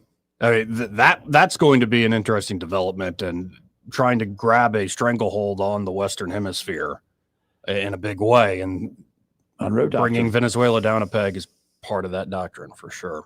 Yeah. Anyway, we got to hit this break. First, though, this part of the program brought to you by a great place to get a meal, Smokehouse Pit Barbecue. Let's do this. You put brisket on top of those cheese grits the other day? Yes. You're Outstanding. And I'm not exaggerating when I say those grits are to die for. God, my heart hurts so good eating them. So there's no cholesterol in this. Well, and I love that breakfast too, because you get an order of bacon, a side of bacon. Yeah. Some places give you 2 strips in their little pieces. These are big. A side at Smokehouse Pit Barbecue, slab, big, thick, 3 pieces. Yep. And I got 2 orders because I'm used to the other spots, and I'm like, I got 6 huge pieces of bacon. What a good day this is a great day. But maybe you want to go out, see some live entertainment, get an adult beverage, or libation, as some say, and get some ribs, get some camp stew, get some brisket, maybe some smoked wings. It's like the Walmart that stays open all night. You can get everything: shotgun shells, underwear. They've got live entertainment. They got breakfast. And I love that right now it's Chris and Celeste running the place. They had to ask permission. Chris has been a pit master there for years. Wow. And so he still runs the pit. Sure. And runs the kitchen, but they had to ask the original owners because it had gone through several different owners and ups and downs, let's say, in its history. And so they had to go back to the original owners and ask permission to get the original recipes. That was granted. That made the difference. So they're back to those original recipes that are to die for. That's folks. amazing. Y'all check them out today. That's Smokehouse Pit Barbecue. Same location as always, Main Street in Millbrook. And be sure to tell them that Joey, that fellow on the radio, sent you. Want to carry News Talk in your pocket? Download the News Talk 93.1 app from the App Store. Available on iPhone and Android. Never miss a moment. Download now. Big news! Phillips Dunn Animal Hospital has a new name. But don't worry, everything you love is still the same. Now they're Pike Road Animal Hospital, still at 5148 Troy Highway, still the same great team you've trusted for years. Same friendly faces, same expert care, just a new name, and still offering boarding, grooming, and doggy daycare. Pike Road Animal Hospital, formerly Phillips Dunn Animal Hospital. New name, same heart. Compassion you know, care that you trust. Jenny King, the king of clean, delivers reliable, high-quality commercial cleaning services through a proven franchise model that empowers local business owners. Jenny King's franchise owners receive the training, support, and resources needed to succeed, while clients benefit from tailored cleaning solutions backed by a global brand. Jenny King ensures consistent results, trust, and success for everyone we serve. Go to JennyKingCleans.com and find out how we can help you. That's JennyKingCleans.com. Jenny King, the king of clean. Hey, this is Troy with All Access Overhead Door. We've been advertising with Blue Water, and trust me, it works. Take it from me. You need to get your business out there in the river region, you can count on Blue Water Broadcasting. And remember, you need an overhead door repair, and you can count on All Access Overhead Doors. Radio works. It's as simple as that. Call us to find out how radio can work for your business. Blue Water Broadcasting. Local folks helping local business. This hour of News and Views is brought to you by our good friends at Cole Plumbing, 279-8919. Cole Plumbing is number one in the number two business. You don't have to dig a hole. They have proprietary pipelining technology. Ask them about their tankless water heaters. Remember, when you have trouble with your bowl, call on Cole. The River Region's first and only news talk station on FM. Live, local talk. News Talk 93.1 FM WACV.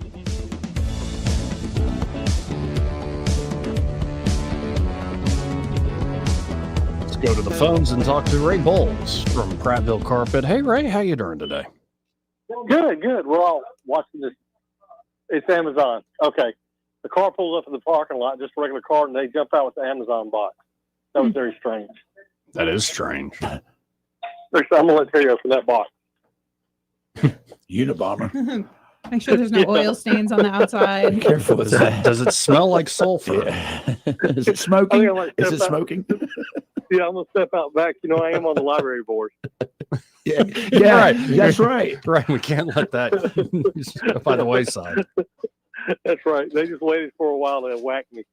But at any rate, if y'all need floors, that ad just went south big time. Call us at 285-8117. We've got tons of products. I mean, from anything you can need, we've got it. For the pricing, if it's a lake house, or if it's just a rental property, whatever you need, we've got what you need. Starts with a phone call, 285-8117. Again, that's 285-8117, and be sure to tell them you heard Ray Bowles on the radio with the Joey fella. Y'all have a great weekend. Appreciate it, Ray. Now, one thing we didn't really get to, and we don't have that much time to read through it, but it did catch my interest because I'm like, I'm in the wrong freaking job. You told me about this earlier. It is a story from The Atlantic, and it says, what it costs to be a sorority girl. Parents hire coaches for all sorts of extracurriculars. Why not to train their daughters to make friends? Yeah. Yeah. If you need a coach for that, you're probably not going to be successful. Right. There are three important things in a mother's life: the birth of her child, her daughter's wedding day, and sorority rush. Bill Alverson, a sorority rush coach and the star of the Lifetime show, A Sorority Mom's Guide to Rush, likes to say, lately, Rush is bigger and more competitive than ever, driven by a boom in TikTok content detailing the process. Coaches like Alverson have begun offering their services to girls and their mothers desperate to get a bid from elite sororities, and these services don't come cheap. Yeah, Alverson hadn't planned to become a Rush coach. He was a lawyer in small-town Alabama when the local choir director asked him to help a girl train for a junior Miss pageant. Alverson had done theater in the past and worked in retail, so he thought he could help her. Well, we ended up winning, he said. I don't know if he sounds that way, but it was this underdog success story. His phone hasn't stopped ringing since. By 2015, he was known as one of the country's top pageant trainers and had his own reality show, Coach Charming. A few years ago, Alverson's pageant girls started setting out for college. One of the moms asked if he helped prep her daughter for sorority recruitment, and more followed. That just is so vapid to me. It's such a foreign, like you could say it's like alien to me. I think if my daughter told me she wanted to join a sorority when she went to college, I would roll my eyes so far back in my head, and all I would see is dollar signs, and I would run in the opposite direction. But he goes on, and Alverson advises young women on what to wear. Just a little touch of, we have this, can be beneficial, he told me, about the significance of a David Yurman or Hermes bracelet. He doesn't apologize. Hermes? That is Hermes. expensive. Very expensive. Yeah, see, There's a like big I difference said, between dollar Is that what that signs. little thing over the E at Yes, the end? So it's not Hermes, it's French, Hermes. it's a French design line, yeah. And he doesn't apologize for materialism, which he sees as natural. Many people make first impressions based upon how you present yourself. We know this by psychological studies. Well, that is important, but it has to do with more than just what you're wearing. What do they say about coaches? People who can't do it, coach it. Yeah. Right. Well, he's a man, so definitely couldn't do it. Well, I guess you could, depending on what sorority you want to join. Now. He says the biggest part of coaching is training the women for the conversations they'll have at Rush, which essentially serve as interviews. High schoolers these days aren't accustomed to public speaking or cocktail party conversation, he says, and struggle to pitch themselves. So he starts by having his clients lead conversations with waiters at restaurants or with a store clerk out while they're out shopping. And then he'll quiz his clients to make sure they were actually listening to the questions they asked these random strangers. And so actually that's just basic networking skills right there. Yeah. I could probably benefit from that. I don't remember squat. Me neither. And I don't really engage and talk to most folks anyway. Same. But I don't know. It just seems That's like professional development. like that there, and it's a very long story. I'm not going to read the whole thing. I'm trying to find Recruitment Ready offers one-on-one sessions starting at $175. What a deal. Wow. The most expensive package called Bid Day and Beyond costs $4,497. Damn. Wow. You know, that's the Atlantic. The Atlantic. What do you expect? So. Well, no, but this is especially a Southern thing. Oh, like, big time. Well, I know. Yeah, I was great, Bama but- Rush is one of the most popular hashtags Sure. on TikTok. Sure. Yep. There's a market for it. I don't know. It's so like No. like that's so much money for what? I couldn't do For it. the satisfaction that your daughter is going to turn out to be a wonderful person. Well, no, I said it the other day and it was a little rude. I'm like, you're just making carbon copies of yourself. That's right. People live vicariously. People live vicariously through children. Yeah. Yeah. It's just, I've seen it. Like, it's literally like it's a factory and it just spits out these people. I know. As well. And they're good enough folks, I guess. It's just, I don't know. It's Austin seems performative. It is. It He reminds said me ended of, a radio show. building Stepford Wives. No, I just realized the irony of me of accusing anybody else of being performative. And at that point, I have to end the show. All right. Y'all got big plans for happy hour? Well, it's just gonna be me and Greg, but I did get good snacks. What'd you get? Leaguer's cookies, Auburn and Alabama. Ooh. Sounds wonderful. Oh. Yeah. Which I one- almost misgendered which you. one and went, tastes better? dude. Which one tastes better, do you think? Probably Auburn. Yeah. Tastes like a win in week 1. At this point. Anyway. Yeah, no Eddie today. The real estate's. Yeah, he said he's putting out fires. Yeah, I mean, I don't know. Miss you, big guy. I bet he's starting those fires. Yeah, he's like, oh no, I started this. Who's gonna put it out? Always be closing. Yes. All right. Well, we got to get out of here. Greg's next. Broadcasting from the Riverside Chevrolet Master Control Center, this is WACV Cusana, News Talk 93.1.